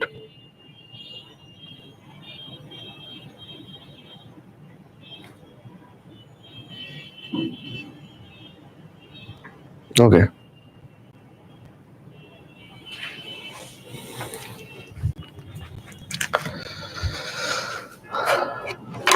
কোথায় ছিলাম বাচ্চারা বলতো? ওকে, তাহলে কি কি কারণে হইতে পারে? এই যে একটা বললাম যে আমার রক্ত বের হয়ে গেছে অ্যাক্সিডেন্টের ফলে, বা কোনো অপারেশনের ফলে রক্ত দেহ থেকে বের হয়ে গেছে, বা ধরো আমার হার্ট অ্যাটাক হয়েছে, তা হার্টের কাজ ছিল রক্তকে পাম্প করে কোথায় পাঠাই দেওয়া, সারা দেহে পাঠানো। হার্ট হার্ট ফেইলিউর হয়েছে বা হার্ট অ্যাটাক হয়েছে, হার্ট এখন কাজ করতে পারতেছে না, রক্ত এখন কিডনিতে যাচ্ছে না, রক্ত সব জমে আছে বিভিন্ন জায়গায়, বুঝছো? তখন কিডনি কি হবে, ফেল করে ফেলবে, এই আর কি। পানি স্বল্পতা হয়েছে, ধরো তীব্র পানি স্বল্পতা, তখনও তো রক্তের পরিমাণ কি হবে, অনেক কমে যাবে না? রক্তের পরিমাণ অনেক কমে গেলে কিডনি কাজ করবে না, তাৎক্ষণিক বিকল হয়ে যাবে। কোথায় আছি আমরা? ওকে, এরপর আসো ক্ষতিগ্রস্ত বৃক্ক। কোনো কারণে বৃক্ক ক্ষতিগ্রস্ত হয়েছে, বৃক্কে মনে করো কোনো ভাইরাস ব্যাকটেরিয়া অ্যাটাক করছে, হ্যাঁ, বা তুমি সাপের কামড় খাইছো, সাপের বিষ গিয়ে বৃক্ষকে বিকল করে দিচ্ছে, এগুলো হইতে পারে, বুঝছো? বিভিন্ন রক্তনালীর প্রদাহ হয়েছে, হ্যাঁ, এগুলো একটু রিডিং করতে পারো যতটুকু মনে থাকে। তো বৃক্কই যদি তোমার ক্ষতিগ্রস্ত হয়ে যায়, তাহলে তো এটা ফেইলুর হয়েই গেল অলরেডি, ও তো আর মূত্র তৈরি করতে পারবে না, তাই না? আচ্ছা, আরেকটা হচ্ছে দেখো মূত্র নিঃসরণে বাধাগ্রস্ততা। কি হইতে পারে, একটু মনোযোগ দিয়ে বোঝার চেষ্টা করবা বাচ্চারা জিনিসটা। ধুর, এরকম হচ্ছে কেন আমার পিডিএফটা? দাঁড়াও, একটু দাঁড়াও, একটু সময় দাও, ছোট করি। রাইট, যেটা বলতে চাচ্ছিলাম তোমাকে, মনে করো বাচ্চাটা, ধরো এটা আমার কিডনি, হ্যাঁ, এটা হচ্ছে আমার ইউরেটার, রাইট? ইউরেটার কই গেছে? মূত্রথলিতে গেছে মনে করো, তাই না? মূত্রথলি থেকে ইউরেথ্রা। আচ্ছা, এখন মনে করো আমার একটা পাথর হয়েছে ইউরেটারের মধ্যে। ইউরেটারে কি হয়েছে বলো? পাথর। ওকে, এইটা মনে করো পাথর। ওকে, আচ্ছা, এইবার বলো আমার, বা ধরো এখানে হইতে পারে, বা মূত্রনালীতেও পাথর হইতে পারে, মূত্রথলিতেও পাথর হইতে পারে, যে কোনো একটা কারণে মূত্রের প্রবাহ আর হচ্ছে না। মূত্র তো কিডনিতে তৈরি হচ্ছে, নেফ্রনগুলো ঠিকঠাক কাজ করতেছে, কিন্তু এটা আর সামনে যাইতে পারতেছে না। তাহলে কি কাহিনী ঘটবে বলো তো? কাহিনী যেটা হবে, এই কিডনি তখন ফুলে যাবে। ফুলে যাবে না? কারণ কিডনি মূত্র তৈরি করতেছে, সেই মূত্র তার মধ্যেই জমা হচ্ছে, সেই মূত্র পাথরের জন্য সামনে আর যাইতে পারতেছে না, কারণ এখানে একটা বড় পাথর হয়ে আছে, বুঝছো? সো এই এই ধরনের বাধা পাইলে কিডনি নষ্ট হয়ে যাবে না? কিডনি ফেল করবে না বলো? বুঝছো? এটা এটা হতে পারে যে তোমার পাথর দিয়ে হচ্ছে, অথবা এই যে আমাদের পুরুষের মূত্রনালী ঘিরে কি থাকে, একটা প্রোস্টেট গ্রন্থি থাকে। এটা মনে করো একটা প্রোস্টেট গ্রন্থি। প্রোস্টেট নামে একটা গ্রন্থি, যেটা শুধু পুরুষে থাকে, ফিমেলে থাকে না। ওকে, এই প্রোস্টেটের ভেতর দিয়েই পুরুষের মূত্রনালীটা যায়। তাহলে প্রোস্টেট যদি অনেক বড় হয়, বিশেষ করে সমস্ত পুরুষেই এটা হয়, তোমার বয়স বাড়তে থাকে, প্রোস্টেট গ্রন্থির আকার বাড়তে থাকে, বুঝছো? তাহলে আমার দাদার বয়স 100-র উপরে, উনাকে অলওয়েজ, যে উনারও প্রোস্টেট এনলার্জড, উনাকেও একটা রেগুলার ঔষধ খেয়ে যেতে হয়, বুঝছো? তো তো প্রোস্টেট বড় হলে কি হবে, মনে করো এটা প্রোস্টেট, ঠিক আছে? এটার ভেতর দিয়ে এইটা হচ্ছে আমাদের মূত্রনালী। প্রোস্টেট বড় হলে এই মূত্রনালীর উপর চাপ পড়বে না বলো? এই মূত্রনালীর উপর চাপ পড়ে এটা ব্লক হয়ে যেতে পারে না? তখনও তো একই ভাবে কি মূত্র আর সামনে আগাইতে পারবে না, মূত্রনালী দিয়ে মূত্র আর বাইরেতে পারবে না, ব্যাকফ্লো হবে মূত্রের। মূত্র ব্যাকফ্লো হইলে কার উপর লোড পড়বে? কিডনির উপর। কিডনি তখন বলবে যাও, মূত্র তৈরি করতেছি, এটা তুমি বের করতে পারছো না, যাও আমি বিকল। মূত্র তো মানে কিডনি তো খুবই সেন্টিকোর, তাই না? তো এইগুলো আমরা রিডিং পড়বো, ঠিক আছে? কি কি কারণে হচ্ছে, শেষ। বৃক্ক বিকলের লক্ষণ, ভাইয়া তো বলছে যে অলরেডি কি কি লক্ষণ নিয়ে রোগী আসলে আসবে, বলো। এই প্রথম কথা হচ্ছে যে মূত্র হচ্ছে না, একদমই মূত্র হচ্ছে না, মূত্র আটকে গেছে, ঠিক আছে? তখন আমরা কি করি, আমরা হচ্ছে একটা ক্যাথেটার করে দেই, বুঝছো? ক্যাথেটার মানে কি, মূত্রনালী দিয়ে একটা টিউব ঢুকাই দেওয়া হয় ইউরিনারি ব্লাডারে। তোমরা যখন ডাক্তারি করবা, এটা ওয়ার্ডে থাকার সময় হর হামেশা করতে হবে, বুঝছো? পুরুষ কিংবা ফিমেল সবাইকেই সবারটা করতে হবে, বুঝছো? তবে পুরুষ পেশেন্টরা যদি ফিমেল পেশেন্টকে ট্রিট করে, অবশ্যই পাশাপাশি একজন ফিমেল অ্যাটেন্ডেন্ট লাগবে, বুঝছো? তুমি যখন ডাক্তার হিসেবে ট্রিট করছো, তখন দেয়ার ইজ নো জেন্ডার, কিন্তু তবুও এখানে তোমার একজন ফিমেলকে ট্রিট করতে গেলে পুরুষ হিসেবে তোমার একজন ফিমেল অ্যাটেন্ডেন্ট, মানে পাশে একজন অবশ্যই ফিমেল লাগবে। এখানে কোনো অ্যাবিউসিভ, তুমি ডাক্তার হইছো বলেই তুমি যে একদম মানে পুণ্যবান হয়ে গেছে এরকম না, তুমিও একজন পারভার্ট হইতে পারো, তাই না? তো এই জন্য ফিমেল ইনস্ট্রাক্টর বলতেছি, ফিমেল অ্যাটেন্ডেন্ট মানে উপস্থিতি লাগবে। আবার একজন ফিমেল ডাক্তার যদি একজন মেল পেশেন্টকে এক্সামিন করে বা দেখে, সেই ক্ষেত্রে একজন মেল অ্যাটেন্ডেন্ট লাগবে, অবশ্যই একজন পুরুষ অ্যাটেন্ডেন্ট লাগবে, যেন রোগীর সাথে কোনো রকমের খারাপ কিছু না ঘটে, এই আর কি। আচ্ছা, ফিরে আসি চল। তো ওই আর কি, মূত্র একেবারেই হয় না, এটা একটা ব্যাপার। তারপর কি দেখো, রক্তে যে বর্জ্য এগুলা কি বেড়ে যাবে, তাহলে তুমি সিরাম ক্রিয়েটিনিন কেমন পাবা? অনেক বেশি পাবা। রক্তে তরলের পরিমাণ বেড়ে যাবে, কারণ মূত্র তো বেরোচ্ছে না, সব তরল কি রক্তে জমতেছে। হ্যাঁ, তখন কি হাত পা গোড়ালি মুখ এগুলো ফুলে যাবে। কিডনি যেখানে অবস্থিত, এই যে কোমর আর পাঁজরের মাঝখানে এইখানটা, এটাকে বলি আমরা ফ্ল্যাঙ্ক। এই ফ্ল্যাঙ্কে কি হবে? ব্যথা হবে, বুঝছো? আর এই যে লক্ষণগুলো, এগুলা জগতের যত রোগ আছে সব রোগে এগুলা খাইতে মন চায়। রোগ হইলে তোমার কার রোগ হইলে খাইতে মন চায়? কারোর মন চায় না, ক্ষুধা মন্দা, বমি বমি লাগতেছে, ঠিক আছে, এগুলা থাকতে হয়। পটাশিয়ামের মাত্রা বেড়ে যায়। পটাশিয়ামের মাত্রা বেড়ে গেলে কি হয়? পেশিগুলো অসাড় হয়ে যায়, হাত পা নাড়াইতে খুব কষ্ট হয়, বুঝছো? হৃদস্পন্দন অস্বাভাবিক হয়ে যায়।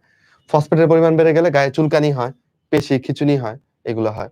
এখন দেখো, যেহেতু কিডনি কোনো পানি বের করতে পারছে না, দেহে পানির পরিমাণ বেশি, তাহলে ব্লাড প্রেশার কেমন হবে? কালকেই বলছি যে একটা পাইপের মধ্যে দিয়ে অল্প পানি গেলে পাইপের গায়ে প্রেশার কম। একটা পাইপের মধ্যে দিয়ে যদি বেশি পরিমাণ পানি যায়, পাইপের গায়ে প্রেশার বেশি। তাহলে তোমার দেহে যেহেতু পানির পরিমাণ বেশি, রক্তের পরিমাণ বেশি, তখন তোমার রক্তনালীর উপর চাপও বেশি পড়বে, ফলে প্রেশার বেশি থাকবে। ওকে, এই তো। প্রচুর পানি খাইছো, তুমি ভাবতেছো আরে আমার হিসি হয় না কেন, আমি আরো পানি খাই, আরো পানি খাই। তুমি কিন্তু আরো বোকামি করতেছো। যত পানি খাবা সবই তোমার দেহে জমতে থাকবে, কারণ তোমার কি কিডনি বিকল, কিডনি নষ্ট। আচ্ছা, তাহলে কিডনি নষ্ট হলে কি? পানি খাওয়া যাবে না, আমরা লিমিটেড করে দিব কিডনি পেশেন্টকে। নরমালি সুস্থ মানুষের জন্য পানি খাওয়া ভালো, যত বেশি পানি খাইতে পারো আমরা বলি, তাই না? কিন্তু কিডনি পেশেন্টকে আমরা বলবো যে দিনে 1 লিটার, বা কিডনির অবস্থা খুব খারাপ হলে 1/2 লিটার করে পানি খাবেন দিনে, এর বেশি পানি খাওয়া যাবে না। কারণ যত বেশি পানি খাবেন কিডনির উপর তত বেশি লোড পড়বে। তাই কিডনি পেশেন্ট হইলে পানির পরিমাণ কমাই দেই আমরা, প্রোটিনের পরিমাণ কমাই দেই। যে প্রোটিন যদি বেশি খান, তাহলে কি বর্জ্য বেশি তৈরি হবে। প্রোটিন থেকেই তো ইউরিয়া, ইউরিক অ্যাসিড, এগুলো সব প্রোটিন জাত বর্জ্য। তো প্রোটিন বেশি খেলে বর্জ্য বেশি তৈরি হবে। আমরা বলি মাছ মাংস খুবই কম, অল্প করে খেতে হবে কিডনি পেশেন্ট হইলে। তাহলে তার থেকে আমরা একটু এখন থেকেই লাইফস্টাইল মেনটেন করে যতদিন বাঁচি, কিডনিটা সুস্থ রেখে বাঁচি, তাই না? তাহলে তো ভালো। ওকে, এগুলা পড়বা। তাৎক্ষণিক বিকলে করণীয়, এই যে যদি তুমি নিজে বিশেষজ্ঞ চিকিৎসক ছাড়া যদি নিজে কেরামতি করতে যাও, গা হাত পা ফুলে গেছে, মূত্র হচ্ছে না, তুমি কবিরাজের কাছে নিয়ে গেছো, হ্যাঁ, উনি ঝাড়ফুঁক দিল, গুতাগুতি করলো, তাহলে কি হবে? অর্থ দিয়ে অনর্থ ডেকে আনা হবে। ডিরেক্ট হসপিটাল নিয়ে যাবা, হসপিটাল কোনো কঠিন ব্যাপার না, ঠিক আছে? ওইখানে বিশেষজ্ঞ ডাক্তার দেখবে। ওকে, আসো। দাগানো লাইনগুলো একটু পড়বা। পরিসংখ্যান করে দেখছে যে 44% কিডনি রোগী ডায়াবেটিস আক্রান্ত, বুঝছো? 20 থেকে 40% কিডনি রোগী উচ্চ রক্তচাপে আক্রান্ত। তাহলে ডায়াবেটিস, উচ্চ রক্তচাপ, এগুলা মোটামুটি সব রোগের মা। কারো যদি ডায়াবেটিস থাকে, হাই ব্লাড প্রেশার থাকে, এই সব থেকে আরো অন্যান্য রোগ ডেভেলপ করে। তাহলে এইগুলা মেনটেন করতে হবে আমাদের। ওকে, তাহলে কিডনি রোগীকে কি করব? আহার কেমন করে দিব? নিয়ন্ত্রিত, কম পরিমাণে প্রোটিন খাইতে বলবো। এই দেখো, পনির, চকলেট, কমলা, মাশরুম এগুলাকে কম করে খাইতে বলবো। কেন? কারণ এই পনির বা চিজ, মাশরুম এগুলাতে পটাশিয়ামের পরিমাণ কেমন? অনেক বেশি। তো তুমি কি চাইবা যে চকলেট, পনির, মাশরুম এগুলাতে অনেক পটাশিয়াম, এই পটাশিয়াম, বেশি পটাশিয়াম রোগীকে দিতে চাইবা? চাইবা না। কারণ পটাশিয়াম তো রিস্কি ব্যাপার। পটাশিয়াম তো আমরা কোষের মধ্যে বন্দি করে রাখি, এটা যদি কোনোভাবে রক্তে বেড়ে যায় তাহলে তো সমস্যা। তাই এগুলো আমরা কম কম খাইতে চাইলেও খুব অল্প পরিমাণে খাইতে দিতে হবে, যেন কোনো সমস্যা না হয়, এই তো। আচ্ছা, ডায়ুরেটিক জাতীয় একটা ওষুধ আছে, এটা মূত্রের পরিমাণ বাড়ায়। তাৎক্ষণিক বিকল হলে কি, মূত্র কমে গেছিল, তখন আমরা দেহে অনেক পানি বেড়ে গেছে, তখন আমরা কিছু ডায়ুরেটিক জাতীয় ঔষধ দেই। এই ওষুধগুলো খাইলে মূত্র তৈরি হয় এবং দেহ থেকে সেটা বের হয়, বের করার ব্যবস্থা করতে হবে। এই রিডিং পড়বা এগুলো, হ্যাঁ পারবা। আচ্ছা, এখন ধরো কিডনি বিকল হয়ে গেছে, তাহলে তোমার কি করতে হবে? এরিথ্রোপয়েটিন দিতে হবে দেহের বাইরে থেকে, যেন তার রক্তের পরিমাণটা কি ঠিকঠাক থাকে, অ্যানিমিয়া যেন না হয়ে যায়। ক্যালসিট্রায়োল বলে আরেকটা হরমোন আছে, বুঝছো, যেটা হচ্ছে তোমার ভিটামিন ডি এর সাথে রিলেটেড। তো ক্যালসিট্রায়োল, এরিথ্রোপয়েটিন এগুলো বাইরে থেকে নিতে হবে যদি বৃক্ক বিকল হয়ে যায়। আচ্ছা, তাৎক্ষণিক বিকল নির্ণয় করার জন্য আমরা কি করব? রক্ত পরীক্ষা করব, যে ইউরিয়া, ক্রিয়েটিনিন রক্তে এগুলোর মাত্রা কেমন, ব্লাড ইউরিয়া, ব্লাড ক্রিয়েটিনিন এগুলোর মাত্রা কেমন। এগুলো যদি অনেক বেশি দেখি, তাহলে বুঝবো যে কোনো ক্রিয়েটিনিনই দেহ থেকে বেরোচ্ছে না, যা তৈরি হচ্ছে সব দেহে জমে থাকতেছে। আচ্ছা, অস্বাভাবিকভাবে এই আয়নের মাত্রাগুলো কিন্তু অন্যান্য আয়ন, ধরো ওই যে পটাশিয়াম আয়ন, অস্বাভাবিক মাত্রায় বেড়ে যাবে। তখন বুঝবো যে এগুলা দেহ থেকে বেরোচ্ছে না। সোডিয়ামও বেড়ে যেতে পারে, বুঝছো? দেহ থেকে বেরোচ্ছে না, সব জমতেছে। এটা তো সবাই পারো যে কিডনি বিকল হলে আরবিসির পরিমাণ কমে যায়। কেন কমে যায়? এরিথ্রোপয়েটিন আসবে না, তখন অ্যানিমিয়া হবে, মূত্রের পরিমাণ অনেক কমে যাবে, বুঝছো? আচ্ছা, আমরা ডায়ালাইসিসে চলে আসি। ডায়ালাইসিস পড়লে মোটামুটি আমাদের পড়া শেষ হয়ে যাবে। ডায়ালাইসিসটা একটু বুঝতে হবে বাচ্চারা। রেডি তোমরা বোঝার জন্য? চল, তোমাদের একটা প্রশ্ন করছিলাম যে কোনটা ভালো, ডায়ালাইসিস ভালো নাকি কিডনি ট্রান্সপ্ল্যান্ট ভালো? আমরা ডায়ালাইসিস আর ট্রান্সপ্ল্যান্ট নিয়ে পড়লেই মোটামুটি শেষ। ওকে, ভয় পাও না। আমরা আশা করছি যে আর 30 থেকে 40 মিনিটের মধ্যে আমরা শেষ করে ফেলতে পারবো। আর শুরুর অংশটুকু এখন পর্যন্ত কারো মাথায় চাপ পড়ার কথা না, কারণ আমরা গল্পে গল্পে পড়তেছি, ঠিক না? কঠিন কোনো পড়া না, কমন সেন্সের পড়া। বাচ্চারা, তাহলে ডায়ালাইসিস করলে যেটা হয়, একজন রোগীর ধরো গড়ে দেখা যায় যে কারো মাসে 1 বার ডায়ালাইসিস লাগে, কারো 2 বার, কারো প্রত্যেক সপ্তাহে 1 বার করে ডায়ালাইসিস লাগে। এই ডায়ালাইসিস করতে গেলে অনেক অর্থ অপচয় হয়, বুঝছো? মানে অর্থ অপচয় বলবো না, অর্থ অনেক খরচ হয়। তুমি যদি একটা যদি কিডনি ট্রান্সপ্ল্যান্ট করে ফেলতে পারো, তাহলে যত খরচ হবে ডায়ালাইসিসে তার চেয়ে সামগ্রিকভাবে খরচ আরো বেশি হয়। তাহলে কিডনি ট্রান্সপ্ল্যান্ট সবচেয়ে ভালো ওয়ে। কিডনি ট্রান্সপ্ল্যান্ট করতে তোমরা মাঝে মধ্যে বলো না যে আমি কিডনি বিক্রি করে ফেলবো, হ্যাঁ? তাও একটা আমি iPhone 16 কিনবো, তাও একটা কিডনি বিক্রি করে ফেলি, তাও একটা ভালো ফোন কিনি, এরকম বলো না অনেকে? কিডনি চাইলেই বিক্রি করা যায় না। ছোটবেলা থেকে শুনতে না যে ডাক্তাররা কিডনি নিয়ে বিক্রি করে দেয়, হ্যাঁ? এরকম রিপোর্টও তো আছে যে এই ডাক্তার কিডনি বিক্রি করে দেয়। ভাই, এটা কিডনি এভাবে বিক্রি করা যায় না। কিডনি পাচার করা যায় না, বিশ্বাস করো, বুঝছো? কোনো ওয়ে নাই কিডনি পাচার করার। কারণ কিডনি ট্রান্সপ্ল্যান্টের আগে তোমাকে অবশ্যই টিস্যু ম্যাচ করে নিতে হবে। আমি চাইলেই তোমার কিডনি আমার দেহে ভরে দিতে পারবো না। তোমার আমার ব্লাড গ্রুপ মিলতে হবে। শুধু ব্লাড গ্রুপ মিললেই হবে না, টিস্যু ম্যাচ করতে হবে। যে তোমার টিস্যু আমার টিস্যু কাছাকাছি কিনা। নয়তো কি হবে জানো? তোমার কিডনি যখনই আমার দেহে দিব, আমার যে দেহের প্রতিরক্ষা দানকারী শ্বেত রক্তকণিকাগুলো আছে, টি লিম্ফোসাইট গুলো আছে, এরা তো ডিটেক্ট করে ফেলবে। এই, এটা বাইরে থেকে জিনিস আসছে, এটা তো ফরেন জিনিস। তাহলে ডিএমসি, ধরো মারো কাটো, এই কিডনিকে নষ্ট করে দাও। তুমি লাখ লাখ টাকা খরচ করে কিডনি ট্রান্সপ্ল্যান্ট করলা, কিন্তু দেখলা যে সেই কিডনি নষ্ট হয়ে গেল তোমার দেহের প্রতিরক্ষা ব্যবস্থা দিয়ে। ভয়ঙ্কর ব্যাপার হবে না? এজন্য অবশ্যই টিস্যু ম্যাচ করতে হবে, তারপর কিডনি ট্রান্সপ্ল্যান্ট করতে হবে। টিস্যু ম্যাচ করলেও আমরা কিডনি ট্রান্সপ্ল্যান্ট করার পরে রোগীকে কি দেই জানো? ইমিউনোসাপ্রেসিভ ড্রাগ দেই। এটা কি বললেন বুঝি নাই ভাই। মানে আমি ধরো একটা কিডনি ট্রান্সপ্ল্যান্ট করছি, তাহলে আমি কয়েকদিন না, দীর্ঘদিন আমি কি করব? আমি দীর্ঘদিন হচ্ছে আমার ইমিউনিটিকে সাপ্রেস করে রাখবো, কমায় রাখবো। কেন ভাইয়া? কারণ যেন আমার এই টি সেলগুলো ঝিমায় থাকে, ঘুমায় থাকে, এরা যেন নতুন আসা কিডনিকে অ্যাটাক না দেয়। তাহলে তো ভাই আমার অন্যান্য রোগে আক্রান্ত হব বোধহয় আমি কিডনি ট্রান্সপ্ল্যান্ট নিলে, মানে আমি যদি ট্রান্সপ্ল্যান্ট করি। হ্যাঁ, এই জন্য যে কিডনি ট্রান্সপ্ল্যান্ট করছে সে চাইলেই তোমার মতো কনসার্টে গিয়ে নাচতে পারবে না, সভা সমাবেশে যেতে পারবে না, মেলায় গিয়ে হারিয়ে যেতে পারবে না, বুঝছো? বা অলওয়েজ মাস্ক পরতে হবে, যেন জীবাণুগুলো মানে জীবাণুর কাছাকাছি যাওয়া যাবে না তাকে। কারণ সে তো ইমিউনোসাপ্রেসিভ ড্রাগ নিচ্ছে, নিজের প্রতিরক্ষাকে সে ডাউন করে নিচ্ছে, যেন তার নতুন লাগানো কিডনিটা ভালো মতো কাজ করতে পারে, বুঝছো? এই আর কি। ওকে, আচ্ছা, যাই হোক, তাহলে ট্রান্সপ্ল্যান্ট ভাইয়া বললো যে ট্রান্সপ্ল্যান্ট ভালো, কিন্তু চাইলেই তুমি, আমি তোমার কিডনি নিতে পারবো না। এটা বাংলাদেশে আইন করা আছে। ডাক্তারি পড়তে গেলে অনেক আইন কানুন তোমাকে জানতে হবে, বুঝছো? কোনটা করতে পারবা আর কোনটা করতে পারবা না। তুমি চাইলে আরেকজনের কাছ থেকে কিডনি নিতে পারবা না। নিকট আত্মীয় এরকম কয়জন, 10 জন বা 14 জন আছে যাদের কাছ থেকে তুমি এই সম্পর্ক থেকে তুমি কিডনি নিতে পারবা ফার্স্ট ডিগ্রি রিলেটিভ হিসেবে। ধরো আমি চাইলে আমার ফার্স্ট ডিগ্রি রিলেটিভ কারা? আমার বাবা মা, আমার ভাই, আমার চাচা, মামা, খালা, এদের কাছ থেকে নিতে পারবো। আর ইমোশনাল রিলেটিভ হিসেবে আমি চাইলে আমার বউয়ের কাছ থেকে নিতে পারবো, বুঝছো? কিন্তু আমি চাইলেই র‍্যান্ডম একটা লোকের কাছ থেকে কিডনি কিনে নিয়ে নিতে পারবো না। কিডনি বেচার কোনো আইন দেশে নাই। যদি এটা করো তাহলে ব্যাপারটা অবৈধ হবে, বুঝছো?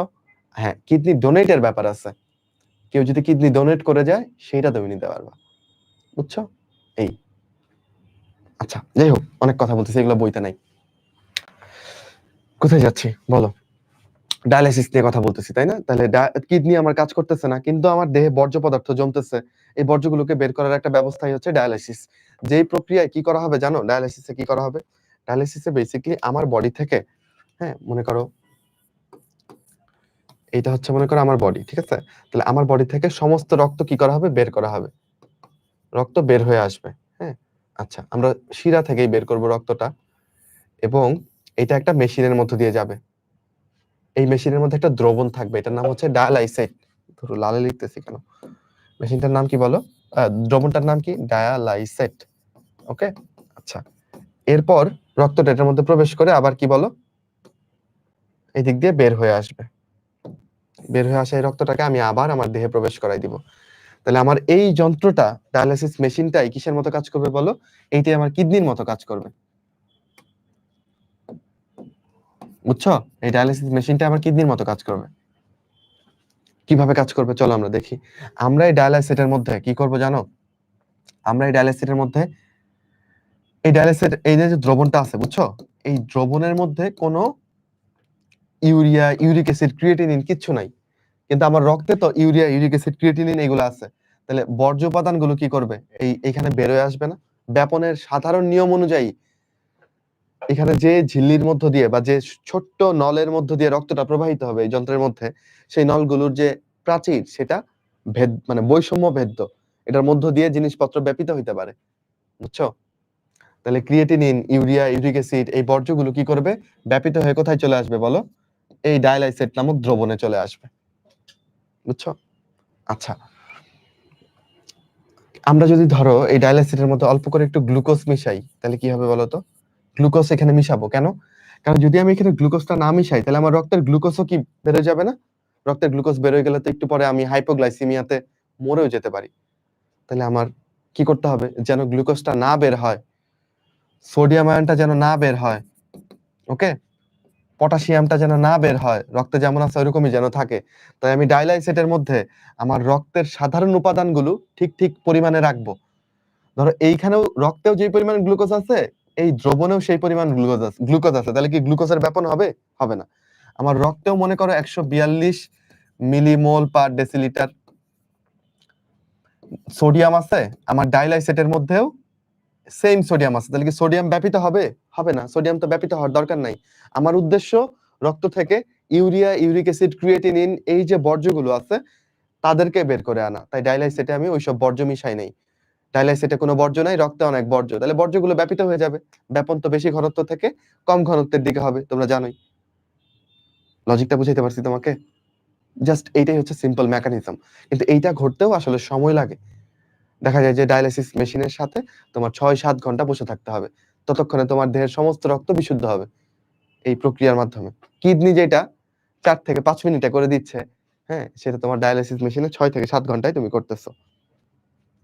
তো এই দীর্ঘ সময় যেহেতু তুমি কোনো খাবার খেতে পারছো না, কিছু করতে পারছো না, খালি শুয়ে থাকতে হচ্ছে, আমরা কি করি নরমালি গ্লুকোজটা একটু এক্সট্রা লেভেলে দেই। গ্লুকোজটা বরং একটু বাড়ায় দেই যেন কিছু পরিমাণ গ্লুকোজ ডায়ালাইসেট থেকে রক্তে প্রবেশ করে। যেহেতু লোকটা অনেকক্ষণ কোনো খাবার-টাবার খাচ্ছে না, এইজন্যে। বুঝছো? গ্লুকোজটা একটু বাড়ায় দেই। ডায়ালাইসিসের যে টেম্পারেচার এটাও আমরা কিরকম রাখবো? রক্তের মতোই। ডায়ালাইসিসের যে আয়নের ঘনমাত্রা এটা কেমন রাখবো? রক্তের মতোই। শুধু রক্তের সাথে রক্তের প্লাজমার সাথে ডায়ালাইসিসের পার্থক্য কি? ডায়ালাইসিসের মধ্যে কোনো বর্জ্য রাখবো না। যেন রক্তের বর্জ্যগুলো ডায়ালাইসিসে ডায়ালাইসিসের দ্রবণে কি হয়ে যেতে পারে বলো? ব্যাপিত হয়ে যেতে পারে। তোমরা কি আলোচনাটা বুঝছো কিনা আমাকে বলো?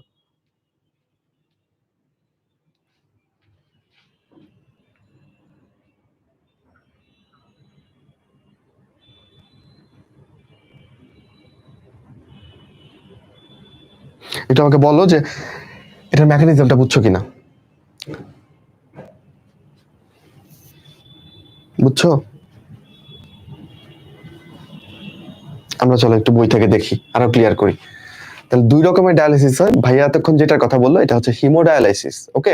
স্টার্টিং এ দেখো, রক্তে যদি তোমার রেচন বর্জ্যগুলো বেড়ে যায়, মানে নাইট্রোজেনের পরিমাণ যদি বেড়ে যায়, তোমার নাইট্রোজেন ঘটিত বর্জ্য, তখন এটাকে তুমি বলবা অ্যাজোটিমিয়া। অ্যাজোমূলক কি তোমরা চেনো? বলো। অ্যাজোমূলক কোনটা? জৈব যৌগ তো তোমরা পড়ছো। অ্যাজোমূলক কোনটা? জানো? N3- এটা হচ্ছে অ্যাজোমূলক। তাহলে অ্যাজো মানে কি? নাইট্রোজেন। তাহলে অ্যাজোটিমিয়া মানে কি? শেষে মিয়া দেখলে বুঝবা কি? রক্তের কথা। আর শেষে ইউরিয়া দেখলে বুঝবা মূত্রের কথা। তাহলে অ্যাজোটিমিয়া, অ্যানেমিয়া, মিয়া আছে মানে কি? রক্তের সাথে রিলেটেড। তাহলে অ্যাজোটিমিয়া মানে রক্তে নাইট্রোজেন গঠিত বর্জ্য বেড়ে গেছে। এটি হচ্ছে অ্যাজোটেমিয়া। আচ্ছা, এই অবস্থায় দেহে যে অসুস্থতা অনুভব করে তাকে বলতেছে ইউরেমিয়া। আচ্ছা ঠিক আছে, ইউরেমিয়া মানে আসলে রক্তে ইউরিয়া বেড়ে যাওয়া। যাই হোক, যেভাবে বলছে তোমার বইতে ওইভাবেই পড়ো। জর্জ হাস, হ্যাঁ, ও কিন্তু প্যাক করতো কিনা জানি না, ওর নাম হাস। ওকে, তাহলে জর্জ হাস বা হাস ওই হচ্ছে ডায়ালাইসিস প্রথম প্রবর্তন করেন এবং অনেক রোগীকে অকাল মৃত্যুর হাত থেকে কিন্তু উনি বাঁচাইছেন। তুমি চাইলে কি ইনস্ট্যান্ট ট্রান্সপ্ল্যান্ট করে ফেলতে পারবা? আজকে কিডনি বিকল হয়েছে, আজকেই ট্রান্সপ্ল্যান্ট করে ফেলতে পারবা? পারবা না। তোমার কয়েকদিন ডায়ালিসিস করে বেঁচে থাকতে হবে তো। তো জর্জ হাস এটা আবিষ্কার করেন, হিমোডায়ালিসিস এবং পেরিটোনিয়াল ডায়ালিসিস। আমরা হিমোডায়ালিসিসটা একটু আগে তোমাকে বললাম। তাহলে এখানে কৃত্রিম বৃক্ক আসল বৃক্কের মতো কাজ করে। তাহলে এই ডায়ালাইজারটাই হচ্ছে আমাদের কি বলো, কৃত্রিম বৃক্কের মতো কাজ করে। ওকে, আচ্ছা। রোগীর দেহে ধমনীর ভেতরে একটা ফাঁপা নলাকার সুচ ঢুকানো হয়, এটার নাম হচ্ছে ক্যাথেটার। তাহলে এই যে এখানে নরমালি যার রেগুলার ডায়ালাইসিস লাগে সে কি করে জানো? ভাস্কুলার সার্জনের মাধ্যমে, ভাস্কুলার সার্জন মানে যে ধমনী শিরা এগুলোর মধ্যে সার্জারি করে, তো উনাকে দিয়ে কি করে এখানে একটা, এই যে এরকম একটা ধমনী আর শিরাকে মিলায়ে একটা সার্জারি করে নেয়, বুঝছো? তাইলে তার ডায়ালাইসিসটা ইজি হয়।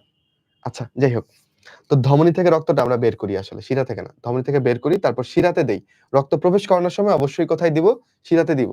তারপর দিলাম, দেখো রক্ত পরিশোধনের জন্য যন্ত্রে প্রেরণ করছি। তাহলে এই যে আমি একটু আগে তোমাকে বুঝাইলাম, এই যে এই নীল রঙের দ্রবণটা দেখতেছো, এই নীল রঙের দ্রবণটা হচ্ছে ডায়ালাইসেট। এই ডায়ালাইসেটে কি কি আছে তুমি জানো? আর এই যে এই চক্রাকারের জিনিসগুলো, এটার মধ্যে অনেক সূক্ষ্ম ছোট ছোট নালী আছে, যে নালীগুলোর মধ্যে দিয়ে রক্ত প্রবাহিত হচ্ছে এবং প্রবাহিত হওয়ার সময় বর্জ্য উপাদানগুলো ডায়ালাইসেটে দিয়ে দিচ্ছে, দরকারিগুলো রক্তে নিয়ে নিচ্ছে। এই তারপরে এখানে যে রক্তটা বেরোলো এটা এখন কি বলো? যন্ত্র থেকে যেটা বেরোয় আসলে এটা বিশুদ্ধ না? এখানে কোনো আছে, বর্জ্য আছে? নাই। তাহলে এই বিশুদ্ধ রক্ত এখন এই শিরায় দিয়ে দাও, ঠিক আছে? এই তো। আচ্ছা, এই দেখো এখানে বলছে যাদের ঘন ঘন ডায়ালিসিস করা তাদের ক্ষেত্রে একটা ছোট্ট টিউব সহ ক্যাথেটারটি স্থায়ীভাবে লাগিয়ে রাখা হয়, বুঝছো? এটা হচ্ছে ইয়ে করে, ভাস্কুলার সার্জন এটা করে দেয়।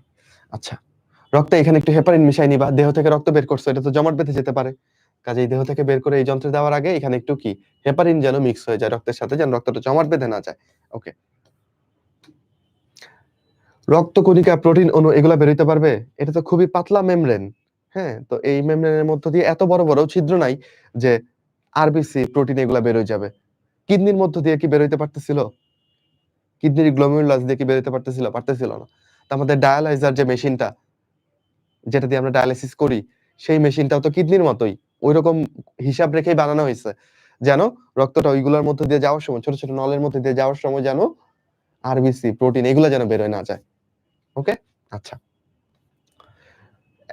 সাধারণত রোগীকে দেখো ২ বার হেমোডায়ালিসিসের সম্মুখীন হতে হয়। সম্পন্ন করতে এখন বলছে ৪ থেকে ৫ ঘন্টা সময় লাগে। ফাইন। আচ্ছা, প্রত্যেকবার তুমি নতুন ডায়ালাইসেট ব্যবহার করবা। একবার যে ডায়ালাইসেট ব্যবহার করলা, এটার মধ্যে তো already urea, uric acid, creatinine জমে এটা কি নষ্ট হয়ে গেছে না?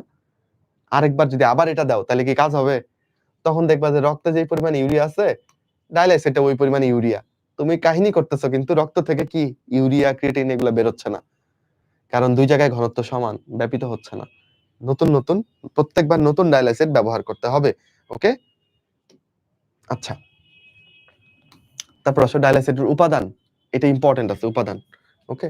তো সঠিক তাপ পরীক্ষায় আসতে পারে নিচে কোনটা ডায়ালাইসিসের উপাদান নয়। যেকোনো একটা কিছু দিয়ে দিবে। তো সঠিক তাপমাত্রা, সঠিক আয়নিক ভারসাম্য, সঠিক বলতে কি রক্তের মতো। বিশেষ করে এই যে আয়নগুলো এগুলো একদম রক্তের মতো যেন থাকে। অতিরিক্ত একটু পুষ্টি দিয়ে দিতে পারো। যেহেতু ৪-৫ ঘন্টা কোনো খাবার-টাবার সে খাবে না। যেমন গ্লুকোজ। সঠিক পিএইচ, বাফারিং ক্ষমতা এগুলা রাখতে হবে ডায়ালাইসিস। ওকে। এখানে তুমি নজর রাখবা যেন প্রেশারটাও সেম থাকে। ব্লাড প্রেশার একরকম আর ডায়ালাইসিসের প্রেশার আরেক রকম হইলেও এখানে উল্টাপাল্টা হইতে পারে। অনেক কিছু নজর রেখে কাজগুলো করতে হয়। এবার আসো আরেকটা ডায়ালাইসিস যেটা আমাদের দেশে তেমন প্র্যাকটিস করা হয় না। হ্যাঁ? আগে হইতো, সেটার নাম হচ্ছে পেরিটোনিয়াল ডায়ালাইসিস। তুমি বলতেছো যে ভাইয়া আমার না ৪ থেকে ৫ ঘন্টা শুয়ে থাকতে ভালো লাগে না। আমি এতক্ষণ বোরিং শুয়ে থেকে ডায়ালাইসিস করব না। হ্যাঁ? আমি এমন ডায়ালাইসিস চাই যেই ডায়ালাইসিসে আমি দৌড়াদৌড়ি করতে পারবো, কাজকর্ম করতে পারবো। সেই ক্ষেত্রে তুমি কি করবা? সেই ক্ষেত্রে বেসিক্যালি আমি যেটা করব তোমাকে, আমি আমাদের পেটের মধ্যে তো একটা গহ্বর আছে, আছে না? এখানে তো বিভিন্ন অঙ্গ তো আছেই। অঙ্গগুলো ছাড়াও তো এখানে একটা গহ্বর আছে। পেটের সব অঙ্গ বের করে ফেললে একটা গহ্বর পাওয়া যাবে না? এটাকে কি গহ্বর বলবো? পেরিটোনিয়াল গহ্বর। এটাই তো আমাদের সিলোম, পেরিটোনিয়াম দিয়ে আবৃত, তাই না? এই গহ্বরটার মধ্যে আমি একটা ফ্লুইড ঢুকাই দিব। ওই ফ্লুইডটা আসলে কি? ডায়ালাইসেট, বুঝছো? তাহলে আমি কি করলাম বলো? ডায়ালাইসিসের যে দ্রবণ বা ডায়ালাইসেট, এটা আমি পেটের মধ্যে একদম আমার পেটের চামড়ার নিচে না, কিন্তু একদম পেটের গহ্বরের মধ্যে আমি ঢুকাই দিব, বুঝছো? কিন্তু দিয়ে আমি এখন আরামসে দৌড়াদৌড়ি করব, খেলাধুলা করব, যা খুশি করব। তারপরে আবার কি করব? এখানে একটা ক্যাথেটার টাইপের জিনিস রেখে দিতে পারো। হ্যাঁ, এরপর আবার এটা কানেক্ট করে নির্দিষ্ট সময় পর, মনে করো তোমার মনে হলো যে এখন আমি ২-৩ ঘন্টা, সময়টা লিখে নাই বোধহয়, কয়েক ঘন্টা বলছে। আচ্ছা, ঠিক আছে? তো ২-৩ ঘন্টা রেখে দেওয়ার পর তুমি ধরো এটা কি করলা? টেনে বের করে ফেললা। তুমি দেখবা যে যেই ফ্রেশ ডায়ালাইসিস দ্রবণ তুমি দিছিলে এটার এখন ফ্রেশ নাই। কারণ এইটার মধ্যে তোমার রক্তের বর্জ্যগুলো এখানে ব্যাপিত হয়ে চলে আসছে। ইউরিয়া, ইউরিক অ্যাসিড গুলো, ক্রিয়েটিনিন গুলো এখানে ব্যাপিত হয়ে চলে আসছে। অন্যান্য জিনিস আসে নাই কেন? কারণ তোমার ডায়ালাইসিসের মধ্যে তো অন্যান্য জিনিস রক্তের ইকুয়ালি ঘনত্বে দেওয়া আছে। তাই সে ব্যাপিত হওয়ার সুযোগ পায় নাই। সোডিয়াম আয়ন, পটাশিয়াম আয়ন বের হইতে পারে নাই। যেহেতু রক্তেও যায় এখানেও তা। কিন্তু এখানে তো কোনো ইউরিয়া, ইউরিক অ্যাসিড, ক্রিয়েটিনিন এইসব বর্জ্য ছিল না। তাই বর্জ্যগুলো সব ব্যাপিত হয়ে এখানে চলে আসছে। এরপর তুমি বর্জ্যটা বের করে নিলা। এভাবে দিনে ২-৩ বার তুমি দ্রবণ দিবা আর দ্রবণটা নিয়ে নিবা। ঠিক আছে? এটা জাস্ট হচ্ছে ওই যে ওই প্রসেসটা তোমার করতে হবে, কিন্তু করার পরে তুমি দৌড়াদৌড়ি, ছুটাছুটি, কাজকর্ম সবই করতে পারবা। এই, তোমাকে শুয়ে থাকতে হবে না। এটাকে আমরা বলি পেরিটোনিয়াল ডায়ালাইসিস। এবং এখানে ঝিল্লি হিসেবে, ডায়ালাইজিং ঝিল্লি হিসেবে কে কাজ করতেছে? আমাদের সিলোমের যে আবরণ পেরিটোনিয়াম সেটা। তুমি বলবা ভাই পেরিটোনিয়াম এটা কিরকম থাকে? বাচ্চারা, এই তোমরা যারা ক্লাস করতেছো তোমাদের মধ্যেই লুকায় আছে হচ্ছে দেশ সেরা সেরা সার্জন, তাই না? তোমরাই এককালে দেশের মানে যেগুলোকে এখন ইম্পসিবল ভাবা হয় সেই সার্জারি গুলো একদিন তোমরা করবা, ঠিক তো? সার্জারির সময় আমরা ধরো পেটে একটা সার্জারি করব। তো প্রথমে কি কাটি? পেটের চামড়া। চামড়া কাটার পরে তুমি দেখবা কিছু ফ্যাট ট্যাট আছে, ওগুলাও কাটা পড়ে চামড়ার নিচে। তারপরে মাসল কাটটা। মাসল কাটার পরেই কি তুমি পেটের গহ্বরে চলে যেতে পারবা? না, মাসল কাটলা। এরপর আমরা খুব সচেতন থাকি সার্জন হিসেবে। যে এখন যদি আমি উল্টাপাল্টা একটা টান দেই ব্লেড দিয়ে, তাইলে আমার পেটের ভেতরে যে ক্ষুদ্রান্ত আছে, তাই না? ইলিয়াম এগুলা এগুলা কি হইতে পারে? কেটে যেতে পারে। তাহলে তখন সার্জন কি করে? তার অ্যাসিস্ট্যান্টকে বলে যে, "তুমি চিমটা দিয়ে এই পেরিটোনিয়াম পর্দাটাকে একটু উপরে টেনে ধরো। এরপর আমি পেরিটোনিয়াম পর্দাটাকে কাটি। যেন পেরিটোনিয়াম পর্দায় কাটা দেওয়ার সময় নিচের কোনো অঙ্গ কেটে না যায়। তাহলে তো আমার কাজ আরো বেড়ে যাবে। তখন ওই ইলিয়াম শিলাইতে হবে, জেজুনাম শিলাইতে হবে। ভয়ংকর ব্যাপার।" তাই না? তাহলে আমার পেরিটোনিয়াম পর্দা দিয়ে সবকিছুই ঢাকা, এবং পেটের গহ্বরে ঢুকতে গেলে ওই পেরিটোনিয়াম পর্দাটাকে অ্যাসিস্ট্যান্ট হচ্ছে এই যে ধরো এই জামাটাই পেরিটোনিয়াম পর্দা, এভাবে টান দিয়ে ধরে সার্জনের পর এখানে এটা কাটে। কেটে তারপর উদর গহ্বরে প্রবেশ করে। বুঝছো? তাহলে এই পর্দাটা এখানে কিসের মতো কাজ করবে? ডায়ালাইজিং ঝিল্লি হিসেবে কাজ করবে। এটাই ইম্পর্টেন্ট এখান থেকে। আমি কি তোমাকে বুঝাইতে পারছি? বলো বুঝাইতে পারছি কিনা? ডায়ালাইসিসটা আমরা বুঝছি নাকি বুঝি নাই একটু তাড়াতাড়ি কমেন্টে জানাও। বলো, বলো।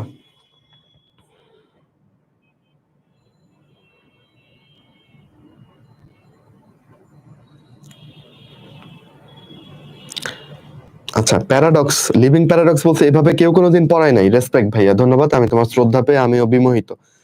কেউ যদি বলে যে আমি পড়াচ্ছি এবং তুমি বুঝতে পারছো, শিক্ষক হিসেবে এর থেকে বেশি আনন্দের আর কিচ্ছু নাই।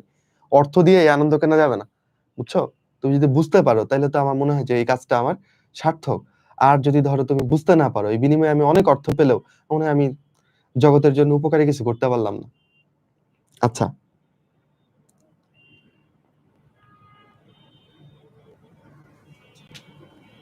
মিফতাহুল জান্নাত বলছে ওর পেডিয়াট্রিশিয়ান হওয়ার অনেক ইচ্ছা ছিল, কারণ ওর বাচ্চা অনেক পছন্দ। আমার ইন্টার্নশিপে পেডিয়াট্রিক্স এর মানে ডিউটি করে আমার আর কোনো পেডিয়াট্রিক্স নিয়ে পড়ার ইচ্ছা নাই, বুঝছো? কারণ এটা আমার কাছে অনেক রিস্কি লাগে। ওই যে হিসেব নিকাশ, ডোজ ক্যালকুলেশন, বাচ্চা তো ছোট বডি তো, অনেক রিস্কি লাগে। আর মানে অসুস্থ বাচ্চাদের দেখাও অনেক কষ্ট। আমরা টিভিতে যেরকম করে দেখি, বাস্তবতা এর চেয়ে অনেক কঠিন, বুঝছো? টিভিতে দেখো যে পেডিয়াট্রিশিয়ান হেসে খেলে বাচ্চাদের সাথে কাজ করতেছে, বাস্তবতা অনেক কঠিন। আমারও একসময় ইচ্ছা ছিল, কিন্তু পরে দেখছি না, এটা অনেক বেশি কঠিন লাগে আমার কাছে। আচ্ছা, ফিরে আসি চলো। বৃক্ক প্রতিস্থাপন নিয়ে অনেক আলোচনা হয়েছে আমাদের, তাহলে এটাই বেটার ডিসিশন, তাই না? আচ্ছা, এবং একটা ব্যাপার এখানে খেয়াল করো, নতুন বৃক্ক যে লাগানো হচ্ছে, পুরান বৃক্ক কিন্তু কেটে ফেলা হচ্ছে না। এটা করতে গেলে আরো একটা এক্সট্রা কাজ। এটা তো তোমার দেহে কোনো ক্ষতি করতেছে না, তাহলে থাকুক ওরা। ওরা জাদুঘরে সাজায় রাখার মতো একটা জিনিস হিসেবে থেকে যাক, সমস্যা নেই। নতুন বৃক্ষটা তুমি কিভাবে লাগাবা? তুমি যদি সার্জন হও, তুমি যেটা করবা, নতুন বৃক্কের ইউরেটারটা সুন্দর করে ব্লাডারের সাথে কানেক্ট করে দিবা, হলো। নতুন বৃক্কের ধমনী শিরাগুলো তোমার দেহের এই ধমনী শিরার সাথে কানেক্ট করে দিবা, স্নায়ুটাও কানেক্ট করে দিবা শিলি করে, শেষ। ইজি না কত, বলো? আচ্ছা, এই তো, এই স্মরণীয় এইগুলো না আমি সবই বলে ফেলছি। এই ধরো তুমি যদি পরীক্ষা টরীক্ষা না করে নাও, মনে করো তোমার কিডনি হালকা বিকল ছিল, তুমি কিডনি ট্রান্সপ্লান্ট করবো ভাবলা, যার কাছ থেকে কিডনি নিলা সে ছিল এইচআইভির রোগী, কি ভয়ঙ্কর হবে তাই না? বাঁচতে গিয়ে আরো মরে গেলা। তাহলে এগুলো টেস্ট করে নিতে হবে খুব ভালো করে। এবং এটা মেডিকেলে আসছিল, আমার পরীক্ষাতে আসছিল যে কিডনি সংগ্রহের পরে কতক্ষণের মধ্যে স্থাপন করতে হবে? 48 ঘন্টার মধ্যে। বইপত্রে এটা লেখা থাকলেও আমাদের বাস্তবে আসলে কাজ করতে গেলে আরো অনেক কুইক হইতে হয়। লিটারালি 1 ঘন্টার মধ্যে যদি তুমি না করো, তাইলে এই জিনিসটা সাকসেস রেট কি হবে? অনেক ফল করবে। বুঝছো? তাই আমরা যারা অঙ্গগুলো ডোনেট করে, যেমন আমিও চাইবো আমি মরে যাওয়ার পর আমি যদি আমার অঙ্গগুলো যদি ভালো থাকে, আমার কিডনি, আমার চোখ, এটা দিয়ে যদি অন্য কেউ দেখে, তাহলে তো আমার ক্ষতির কিছু নাই। আমি এখনো এটা করি নাই, বাট আমি চাইবো এটা করে যেতে। বুঝছো? কারণ যার ফ্যামিলিতে একটা কিডনি পেশেন্ট আছে সে জানে এটার যন্ত্রণা এবং এটার জটিলতা। বুঝছো? তো আমার কিডনি ট্রান্সপ্লান্ট করে যদি আরেকজন বেঁচে থাকে, আরো কিছু বছর যদি আনন্দে পৃথিবীতে কাটাইতে পারে, সমস্যা তো নাই, আমার কোনো ক্ষতি তো নাই, তাই না? আচ্ছা, তো কি যেন বলতেছিলাম বলো? তো যারা কিডনি ডোনেট করে যায় মৃত্যুর আগেই, তাদের আসলে মৃত্যুর জন্য অপেক্ষা করে আরেক পার্টি। কি হার্শ রিয়েলিটি, তাই না? যে উনি মারা গেলে ইনস্ট্যান্ট ওনার কিডনিটা নিয়ে ওই সময় খুব দ্রুত সময়ের মধ্যে ট্রান্সপ্লান্ট করে বসায় দেওয়া হবে, এই আর কি। তো এই সময়টাতে কিডনিটার অবশ্যই ধরো একটু টেম্পারেচারটা একটু কমায় ঠান্ডার মধ্যে রাখতে হয় যেন নষ্ট না হয়ে যায়। পরিবেশটাও আমাদের যে দ্রবণে রাখবা সেই দ্রবণটাও হচ্ছে কি আমাদের দেহের ভেতরে যে দ্রবণটা থাকে সেখানে আয়নের ভারসাম্য যেরকম থাকে ওইরকম দ্রবণেই রাখবা। বুঝছো? আচ্ছা, এই আর কি। পরবর্তী যত্ন কেমন হইতে হবে? ভিত্তির এড়ায় চলবা, মাস্ক পরবা। বুঝছো? চিকিৎসকের পরামর্শ তো অবশ্যই নিবা। ডায়াবেটিস, উচ্চ রক্তচাপ এগুলা কন্ট্রোল করতে হবে। ঠিক আছে? এই হচ্ছে ব্যাপার। আচ্ছা, বাচ্চারা হরমোনাল ক্রিয়া থেকে কি পড়বা? অলরেডি আমরা এডিএইচ হরমোনের সব গল্প করে ফেলছি, এগুলা এখানে লিখছে, এগুলা ডান এন্ড ডাস্টেড আমাদের। কে এই হরমোনাল ক্রিয়াগুলো ব্যাখ্যা করেন বলো? দেহের ভেতরে হরমোনাল এই ভারসাম্য, অন্তঃস্থ পরিবেশের ভারসাম্যর ব্যাপারটা যেটাকে আমরা হোমিওস্টেসিস বলতেছি, এই হোমিওস্টেসিসের ব্যাপারটা কে ব্যাখ্যা করেন বলো? Claude Bernard. ঠিক আছে, ক্লড বার্নার্ড। মূত্রের ঘনত্ব নিয়ন্ত্রণ, এটা কে বলবে বলো? এটা কে পড়বে? তুমি পড়বে, এগুলো সব পড়াই ফেলছি শুরুতেই। এই পর্যন্ত আমি সব পড়াই ফেলছি। ঠিক আছে, অ্যালডোস্টেরনের কথাটা একটু পরে বলবো জাস্ট। আচ্ছা, সব পড়িয়ে ফেলেছি তোমাকে। অ্যান্টিডায়োরেসিস মানে কি? কম মূত্র। ডায়োরেসিস মানে কি? বেশি মূত্র তৈরি হওয়া। ঠিক আছে, ডায়োরেসিস মানে বেশি মূত্র তৈরি হওয়া। এডিএইচ একটা পেপটাইড হরমোন, মানে কি? প্রোটিন জাতীয় হরমোন। সব এনজাইমই প্রোটিন, কিন্তু সব হরমোন কিন্তু প্রোটিন না। যেমন তোমাদের ধরো ছেলেদের প্রধান যে যৌন হরমোন টেস্টোস্টেরন, এটা একটা লিপিড জাতীয় হরমোন। মেয়েদের ইস্ট্রোজেন, এটা একটা লিপিড জাতীয় হরমোন। আবার ইনসুলিন প্রোটিন জাতীয় হরমোন। তাহলে হরমোন প্রোটিন, লিপিড, স্টেরয়েড বিভিন্ন জাতীয় হইতে পারে, কিন্তু এনজাইম যদি বলি, এনজাইম অলওয়েজ, এই যে আমরা একটু আগে রাহাতেস, অন্তরেস এগুলো এনজাইম বলছি না, এইসব এনজাইমও কি বলো? প্রোটিন জাতীয়। যে কোনো এনজাইম প্রোটিন জাতীয়, কোনো কথা হবে না।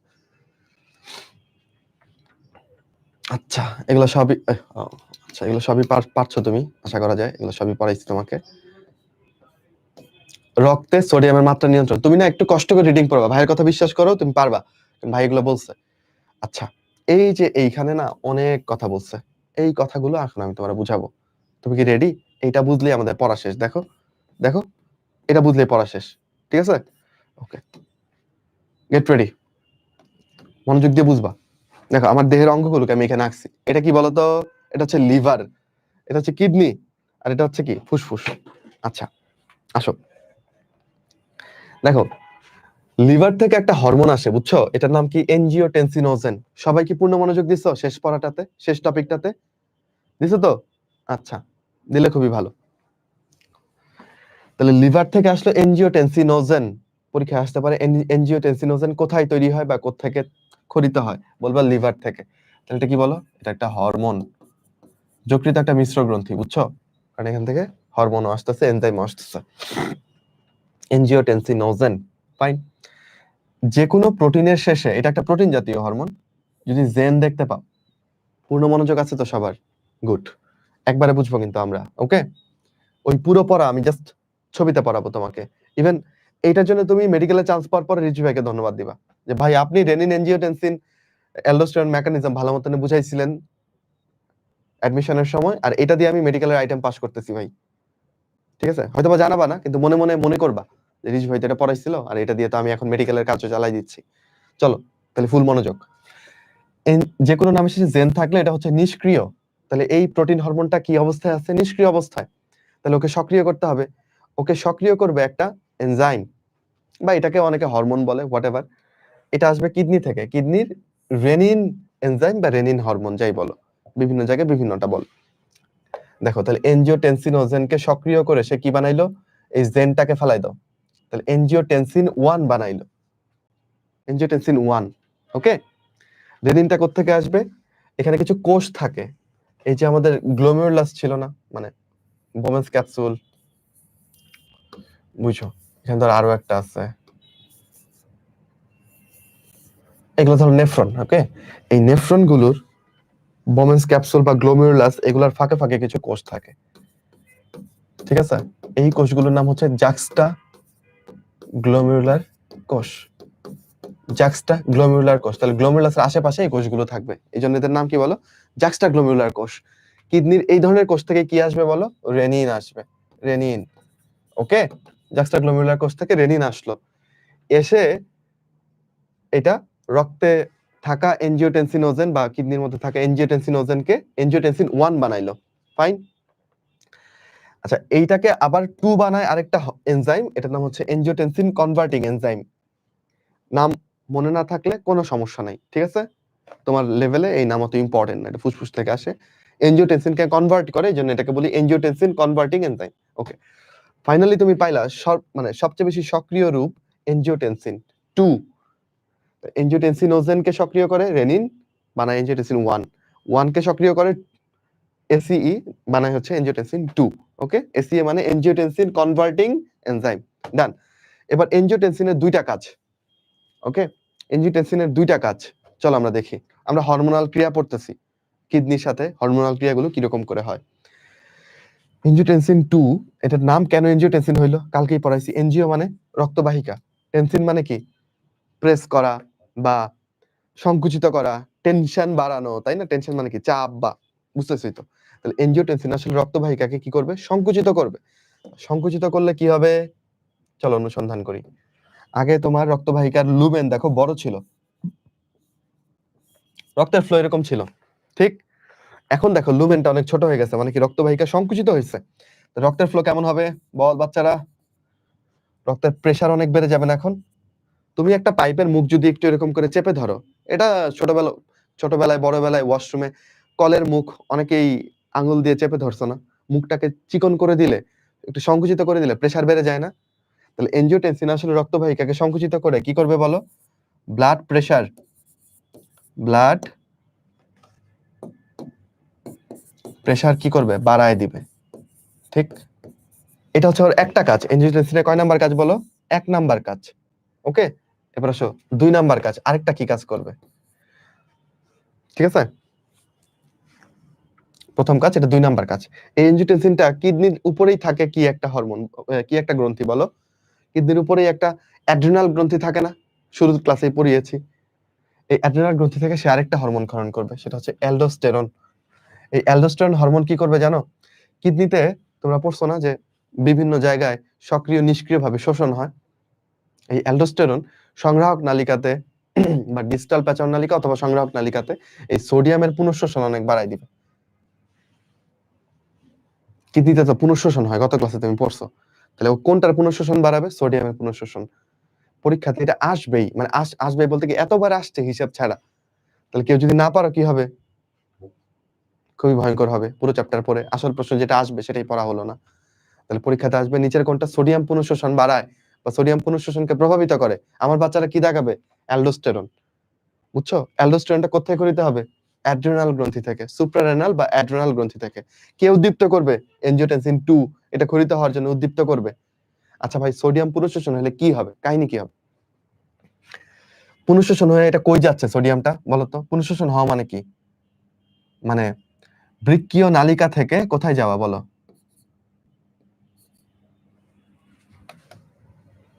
রেনাল পুনঃশোষণ মানে রেনাল টিউবিউল থেকে বা বৃক্কীয় নালিকা থেকে কোথায় চলে যাওয়া? রক্তে চলে যাওয়া। তাহলে বলো রক্তে সোডিয়াম কেমন হবে? সোডিয়াম পুনঃশোষণ বাড়লে রক্তে সোডিয়াম কেমন হবে? বেশি হবে না? কালকে ক্লাসে একটা কথা বলছিলাম, মনে পড়ে কিনা তোমার? সোডিয়াম যেদিকে যায় সে পানি নিয়ে যায় সাথে করে। সোডিয়াম একা একা কখনো পুনঃশোষিত হয় না। তাহলে অ্যালডোস্টেরন সোডিয়াম পুনঃশোষণ বাড়ানোর সাথে সাথে পানির পুনঃশোষণও বাড়ায় দেয়। বুঝছো? সোডিয়াম একা একা যায় না, পানিকে সাথে নিয়ে যায়। রক্তে সোডিয়ামের পুনঃশোষণ বাড়লে রক্তে কি হয়ে যায় বলো? পানির পরিমাণও বেড়ে যায়। রক্তে সোডিয়ামও বেড়ে যায়, পানির পরিমাণও বেড়ে যায়। ওকে? তাহলে রক্তে যদি পানির পরিমাণ বাড়ে তাহলে রক্তের ভলিউম বাড়বে কিনা বলো? রক্তের আয়তন কেমন হবে? রক্তে পানির পরিমাণ বাড়ছে, তাহলে রক্তের আয়তন বাড়বে না? আয়তন যদি বাড়ে তাহলে ব্লাড প্রেশার কেমন হবে বলো? ব্লাড প্রেশারও বেড়ে যাবে। বুঝতেছো? রক্তের আয়তন বাড়লে রক্তের ব্লাড প্রেশার বাড়বে না? বাড়বে। তাহলে আমার এই যে এনজিওটেনসিন আলটিমেটলি কি করতেছে বলো? আলটিমেটলি সে ব্লাড প্রেশার বাড়াচ্ছে। একটা হচ্ছে সরাসরি সে রক্তবাহিকাকে সংকুচিত করে দিয়ে বাড়াচ্ছে, আরেকটা হচ্ছে অনেক ঘুরায় পেঁচায় সে অ্যালডোস্টেরন ক্ষরণ করতেছে। অ্যালডোস্টেরন সোডিয়াম পুনঃশোষণ বাড়াই দিচ্ছে, সোডিয়ামের সাথে পানিও রক্তে ঢুকে যাচ্ছে, রক্তের আয়তন বাড়াই দিয়ে আলটিমেটলি ব্লাড প্রেশার বাড়াই দিচ্ছে।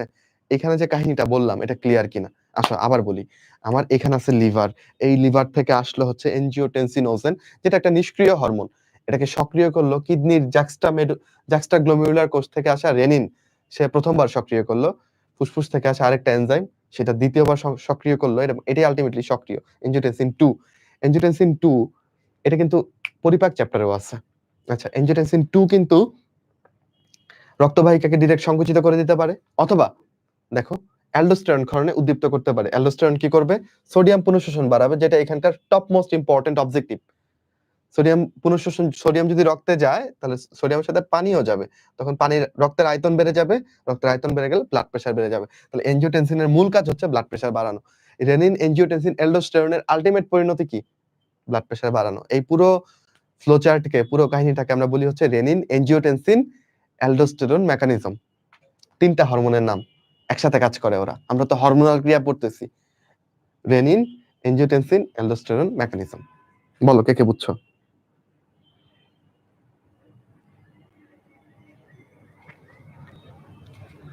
তো জানাও জানাও, কুইক জানাও যে ভাই এটা বুঝতে পারছি।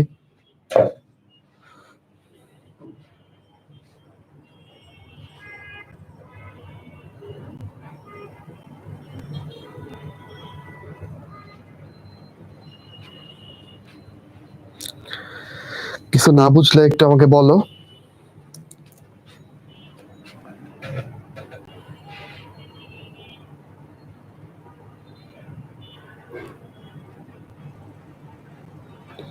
ভাই অ্যালডোস্টেরন থেকে আরেকটু বুঝাই দেন। এনজিওটেনসিনটা সক্রিয় হলে এই পর্যন্ত বুঝছো, সে কিন্তু কিডনিতেই আছে। বুঝছো? কিডনিতে এনজিওটেনসিন 2 হইছে। ওকে? হওয়ার পর সে কিডনির উপরে থাকা একটা গ্রন্থি আছে, এটার নাম অ্যাড্রেনাল গ্রন্থি। এই গ্রন্থির উপর, গ্রন্থিকে গিয়ে বলে এই তুমি একটা হরমোন আছে অ্যালডোস্টেরন, এটা তাড়াতাড়ি ক্ষরণ করো। সেই গ্রন্থি, এই গ্রন্থি থেকে অ্যালডোস্টেরনটা ক্ষরণ করলো। এই হরমোন আবার কিডনির ভেতরে যায়, ঠিক আছে? রক্তের মাধ্যমেই যায়। কিডনির ভেতরে আছে হচ্ছে তোমার বৃক্কীয় নালিকা, নেফ্রন আছে না? নেফ্রনের বৃক্কীয় নালিকাগুলো আছে না? সেখানে গিয়ে সে সোডিয়াম পুনঃশোষণ করে। মূত্রের মাধ্যমে যে সোডিয়ামটা বের হয়ে যাওয়ার কথা ছিল সেটাকে সে রক্তে পাঠায় দেয়, পুনঃশোষণ করে। ওকে? তখন রক্তে সোডিয়ামের মাত্রা বাড়ে, সোডিয়ামের সাথে পানিও বেড়ে যায়। সোডিয়াম যেদিকে যাবে পানি ওইদিকে যায়। বুঝছো? তখন রক্তের আয়তন বাড়ে এবং আলটিমেটলি ব্লাড প্রেশার বাড়ে।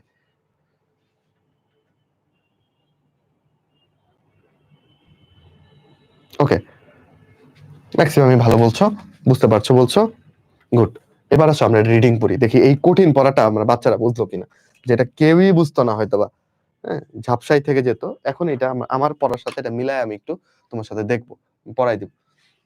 তাহলে সোডিয়ামের মাত্রা স্থির রাখতে কোন হরমোনটা কাজ করে? অ্যালডোস্টেরন। দেখো কতবার আসছে। ডান। কোত্থেকে বের হবে? অ্যাড্রিনাল গ্রন্থির কর্টেক্স থেকে, বাইরের দিক থেকে বের হবে। ওকে? কে বের করতে উদ্দীপ্ত করবে? অ্যালডোস্টেরনকে বের হইতে উদ্দীপ্ত করবে কে? এনজিওটেনসিন 2। ওকে? আচ্ছা, ধরো রক্তচাপ কি হয়েছে এখন? হ্রাস পাইছে। তাহলে আলটিমেটলি রক্তচাপ বাড়াইতে হবে, তখনই তো আমার ওই আমি যে একটু আগে তোমাকে পড়াইলাম ওইটার ফাইনাল রেজাল্ট কি? রক্তচাপ বৃদ্ধি পাওয়া না? তাহলে এই মেকানিজমটা কাজ করবে যখন রক্তচাপ হ্রাস পাবে তখন। আচ্ছা, দেখো দূরবর্তী পাচন নালিকা এবং আচ্ছা, এখানে বলছে দূরবর্তী প্যাচারনালিকা এবং অ্যাফারেন্ট আর্টারিওলের মাঝখানে। আচ্ছা, যাই হোক, কিছু জাক্সটাগ্লোমেরুলার কমপ্লেক্স নামে কিছু কোষ থাকে। ওকে, এখান থেকে রেনিন এনজাইম খরিতে হবে, খুব ভালো কথা। রেনিন এনজাইম কি করতেছে? যকৃত থেকে উৎপন্ন হওয়া প্লাজমায় অবস্থিত এনজিওটেনসিনোজেনকে কি বানাচ্ছে? এনজিওটেনসিন। আরো অ্যাকুরেটলি বললে এনজিওটেনসিন 1 বানাচ্ছে, তাই না? পরে এটা এনজিওটেনসিন 2 হচ্ছে, ভালো কথা। এই হরমোন মানে কি? এনজিওটেনসিন 2 অ্যালডোস্টেরন ক্ষরণে উদ্দীপ্ত করতেছে, দেখছো? অ্যালডোস্টেরন কোথায় চলে যাচ্ছে? বৃক্কের ডিস্টাল প্যাচারনালিকাতে, ঠিক আছে? ডিস্টাল প্যাচারনালিকাতে গিয়ে সোডিয়াম পটাশিয়াম পাম্পকে উদ্দীপ্ত করতেছে, এর ফলে সোডিয়াম আয়নকে শোষণ করতেছে, মানে যাই হোক সোডিয়াম পুনঃশোষণ বাড়াচ্ছে সে। ওকে,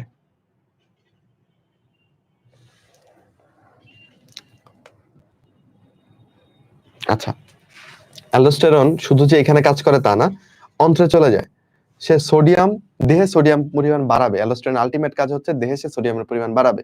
কিডনিতে পুনঃশোষণ করলো, তাহলে অন্ত্রে সোডিয়ামকে কি পুনঃশোষণ করবে? না, অন্ত্রে তো শোষণ, তাহলে অন্ত্রে এটাকে শোষণ করবে, করলো।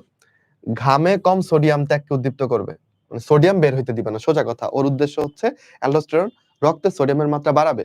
তাহলে ঘামের মাধ্যমে বলো, অন্ত্রের মাধ্যমে বলো, কিডনির মাধ্যমে বলো, কোনোভাবেই যেন সোডিয়াম না বেরোয় সে ব্যবস্থা করবে, বুঝছো? সোডিয়াম মাত্রা বেড়ে যাবে, এর ফলে রক্তে প্রচুর পানি প্রবেশ করবে, তখন রক্তের আয়তন বাড়বে এবং রক্তের চাপ উভয়ই বাড়বে। আমি কি বুঝাইতে পারছি তোমাদের ব্যাপারটা? আমি আরো ডিটেলসে পড়াইছি তোমাকে, তাই না? বুঝতে বাধ্য তুমি।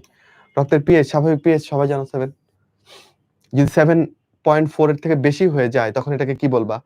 তখন এটাকে বলবা হচ্ছে অ্যালকালোসিস, কারণ রক্তটা তখন ক্ষারীয় হয়ে যাচ্ছে, তাই না? আর যদি 7 এর থেকেও কম হয়ে যায়, অ্যাসিডিক হয়ে যায়, তখন এটাকে বলবা অ্যাসিডোসিস। ওকে, আমাদের রক্তে 3 রকমের বাফার আছে, বুঝছো? এই বাফার গুলো কি করে? রক্তের পিএইচ কে পরিবর্তিত হতে দেয় না। আচ্ছা, মূত্রের পিএইচ কেমন হতে পারে? 4.5 থেকে 8.5 রেঞ্জে বললে, আর যদি একটা বলো তাহলে কত? 6 এর মতো আর কি। আচ্ছা, কি কি বাফার আছে আমাদের রক্তে? কেমিস্ট্রি পড়া বোধহয় এটা, তাই না? সবচেয়ে ইম্পর্টেন্ট বাফার হচ্ছে বাইকার্বনেট বাফার। আমাদের রক্তে সবচেয়ে ইম্পর্টেন্ট বাফার বাইকার্বনেট বাফার। কেন? কারণ বাফারের যত কাজ 80% কাজই করে হচ্ছে বাইকার্বনেট। বাফার কি আই হোপ সবাই জানো। যদি একটা দ্রবণের মধ্যে অল্প পরিমাণ অ্যাসিড বা ক্ষার যুক্ত করলেও তার পিএইচ পরিবর্তন না হয়, সেই দ্রবণকে আমি বলতে পারি বাফার দ্রবণ, তাই না? তাহলে আমাদের রক্তও এরকম একটা বাফার দ্রবণ। অল্প পরিমাণে অ্যাসিড ক্ষার গেলে এটার পিএইচ চেঞ্জ হয়ে যায় না। এখানে বাইকার্বনেট বাফার আছে, প্রোটিন বাফার আছে, আর কি আছে বলো? ফসফেট বাফার আছে। এই 3টা বাফার আমাদের রক্তে মেইনলি কাজ করে। ওকে,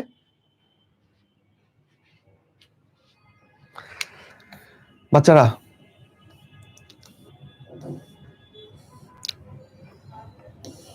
আমাদের তো পড়া শেষ।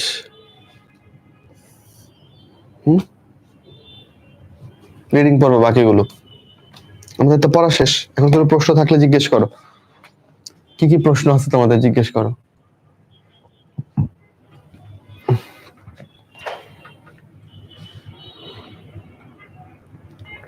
নাসরিন বলতেছে আয়তন বাড়লে তো চাপ কমে যাওয়ার কথা। নাসরিন, তুমি কি আদর্শ গ্যাস পেয়েছো রক্তকে, যে এটা আদর্শ গ্যাসের মতো, যে আয়তন বাড়লে চাপ কমে যাবে?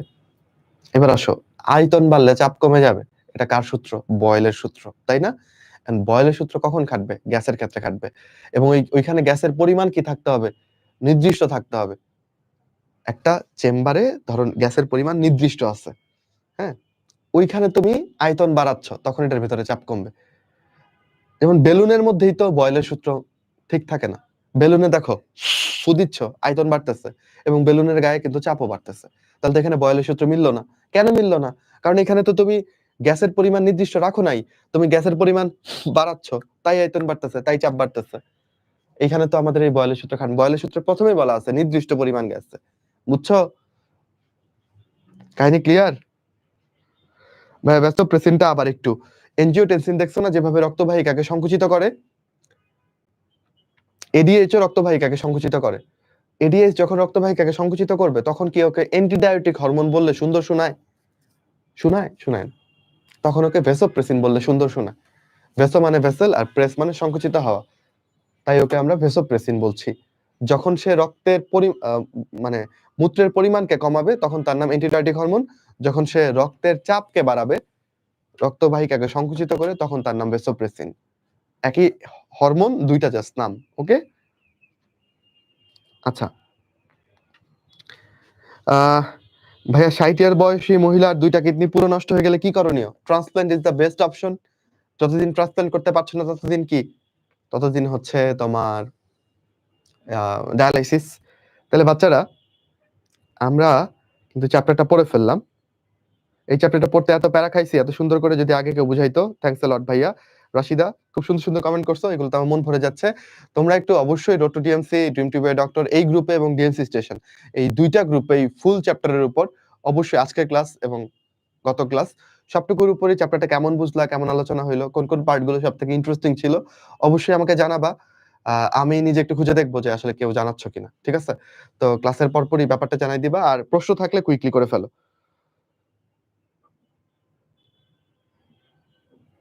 ওকে, এখন তো কিছু করার নাই। রোজা, এটা তো আমি কিভাবে জানবো বলো? এই তোমার নাম যে রোজা, এটা তো আমার জানার উপায় ছিল না। লাস্টের চিত্রটা আবার একটু বুঝাই দেন। কোন চিত্রটা রে?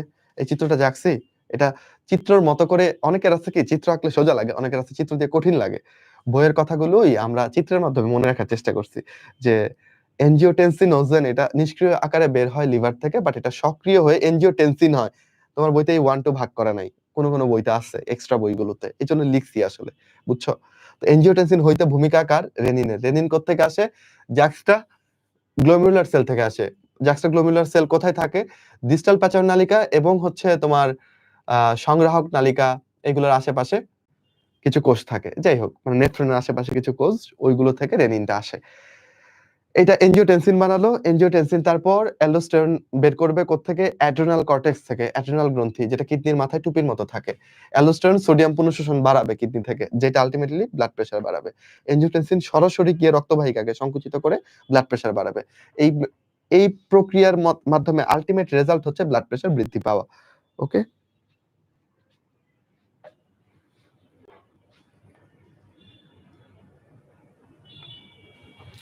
আচ্ছা। আহ কানিস কালকে রিভিউ এক্সামে কত মার্কসের হবে? রিভিউ এক্সামটা কত মার্কসের হবে এটা আমি তো অ্যাকুরেটলি বলতে পারতেছি না। অন্তর ভাইকে একটা মেনশন দিয়ে বলো। অন্তর ভাই বোধহয় বা সাদি ভাই ব্যাপারটা খুব সম্ভবত জানে। আচ্ছা, তুমি একটা মেসেজ দাও, ঠিক আছে? কোথাও। আচ্ছা,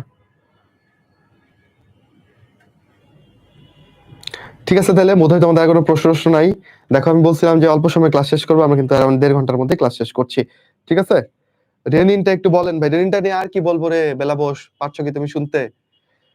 রেনিনটা নিয়ে আর তেমন কিছু বলার নাই। রেনিনটা জাস্ট কিডনির কিছু কোষ, যাদের নাম জাক্সটা গ্লোমেরুলার কোষ, এখান থেকে আসতেছে একটা এনজাইম, যেটা এনজিওটেনসিনোজেনকে সক্রিয় করতে ভূমিকা রাখছে।